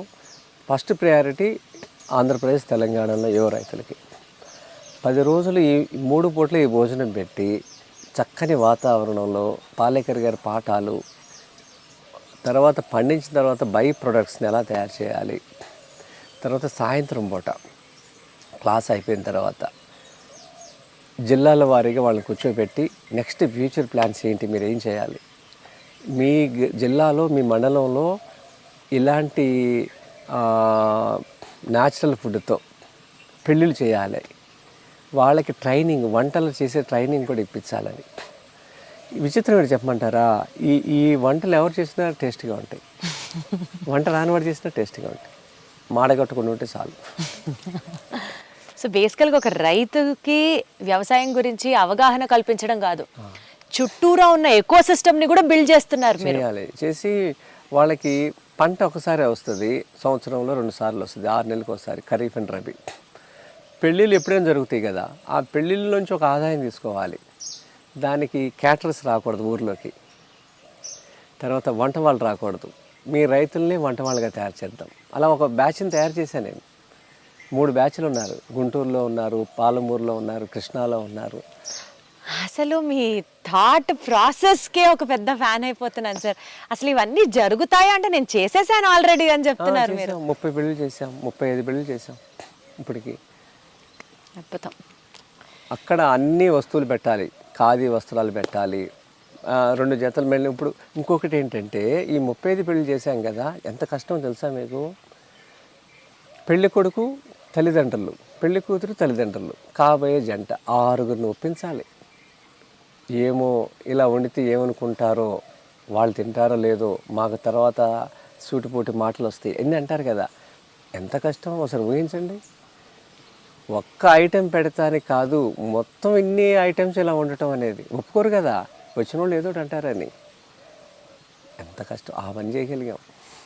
మీరు ఏమన్నా సాధించగలరు, ఏమన్నా మీ సంకల్పం అంత గట్టిది, అంతే. అంటే దాంట్లో ధర్మం ఉందమ్మా, వస్తువులో ధర్మం ఉంది. ఈ పని చేసే అవకాశం భగవంతుడు ఇచ్చాడు. ఒకప్పుడు అలాగే పెళ్ళిళ్ళు జరిగినాయి కదా, అదే భోజనాలతో మళ్ళీ ఆ రోజులు వస్తాయి అనేది. దోనచారు అని శ్రీకాకుళంలో మొన్న వెళ్ళినప్పుడు వాళ్ళు ఒక ఐటెం తయారు చేశారు. ఎంత టేస్ట్గా ఉందో అన్నం, దాంతో తిని పులుసు అన్నం. వాళ్ళని పిలిచి, ప్రతి జిల్లాలో ఇలాంటివి కొన్ని కల్చర్ పరంగా కొన్ని వంటలు ఉంటాయి, వాళ్ళని తీసుకొచ్చి అక్కడ ట్రైనింగ్ ఇప్పిస్తున్నాను, అందరికీ పరిచయం చేస్తున్నాను ఆ వంటలు సాయంత్రం పూట. ఇంకొక ఆవిడ చెప్పింది, రవి గారని మా రైతు, శ్రీకాకుళం దారపుడి రవి గారు, వాళ్ళ అమ్మగారు బ్రాహ్మిన్స్ వాళ్ళు, కరువు వచ్చినప్పుడు ఎలా బతకాలి అనేది చెప్పింది. అసలు ఎంత మంచి పాయింట్ చెప్పిందో చూడండి. ఇప్పుడైతే మన సూపర్ మార్కెట్లు ఇంత టెక్నాలజీ ఇవన్నీ ఉన్నాయి కదా, జొమాటో, టమాటాలు అప్పుడు లేవు కదా. ఈ చామదుంప ఆకు, జాముదుంప ఆకు ఇక్కడ ఉంది చూసారా, దాని మీద శనగపిండి రాస్తారంట, దాన్ని రోల్ చేస్తారు, కట్ చేస్తారు, దాన్ని ఉడకబెడతారు, డబుల్ బాయిల్డ్ ఉడకబెట్టేసేసి దాన్ని ముక్కలు కట్ చేసి ఉల్లిపాయ వేసి తాలింపు పెడతారంట, కూర అవుద్దంట అది. అంటే ఒక వస్తువు లేనప్పుడు ఎలా బతకాలి అనే దానికి ఆవిడ చెప్పారు. ఆవిడ వయసు 75 ఏళ్ళు ఉంటాయి. అసలు ఈ తరానికి తెలియదు కదా, ఒక లైబ్రరీ కదా వాళ్ళు, లైబ్రరీలో ఒక పుస్తకం వాళ్ళు ఈ భూమి మీద ఉన్నప్పుడు దీన్ని ఇలాంటి చోట దీన్ని పంపించేయాలి. ఆవిడ రమ్మన్నాను, వస్తున్నారు. మీరు కూడా రండి, ఆ ప్రోగ్రాం చూడండి. ఇది భారతదేశంలో ఇంతవరకు జరగల. ఇవన్నీ అక్కడ చూపిస్తాం. ఇంకోటి చేతి గుర్తుల వాళ్ళందరూ వస్తున్నారు, ఈ మంచాలు అల్లేవాళ్ళు, బుట్టలు అల్లేవాళ్ళు. దానికి ఏమైనా స్పెషల్గా ఎన్రోల్ చేసుకోవాలా సార్? దాని డీటెయిల్స్ ఎక్కడ ఉంటాయి? మన సేవా ఆఫీస్లో చెప్తారు. 6309111427 చేసుకోవాలి. ఇది మళ్ళీ మీ అందరికీ ఒక విన్నపం, ఒక సూచన, ఏదైనా అనుకోండి, ఇది ఒక బాధ్యత కింద ప్రతి రంగంలో ఉన్న వాళ్ళు భుజాన్ని ఎత్తుకోమని చెప్తున్నాను. సుభాష్ పాలేకర్ కృషిని, అలాగే ఈ అవకాశం ఇచ్చిన ఐ డ్రీమ్స్ వారికి, దీప్తి గారికి, అలాగే మిత్రులు చాలామంది వచ్చారు, కెమెరామెన్స్, వీళ్ళందరికీ మనస్ఫూర్తిగా అభినందనలు, ధన్యవాదాలు. ఏదైతే ఒక లక్ష్యంతో మీరు ముందడుగేస్తున్నారో, సమాజ శ్రేయస్సు కానివ్వచ్చు, ప్రజల ఆరోగ్యం కావచ్చు, రైతుల హితం అవ్వచ్చు, ఏ సంకల్పంతో అయితే మీరు ముందుకొచ్చారో అది సిద్ధించాలని మనస్ఫూర్తిగా కోరుకుంటూ thank you so much Vijayaram గారు. Thank you so much.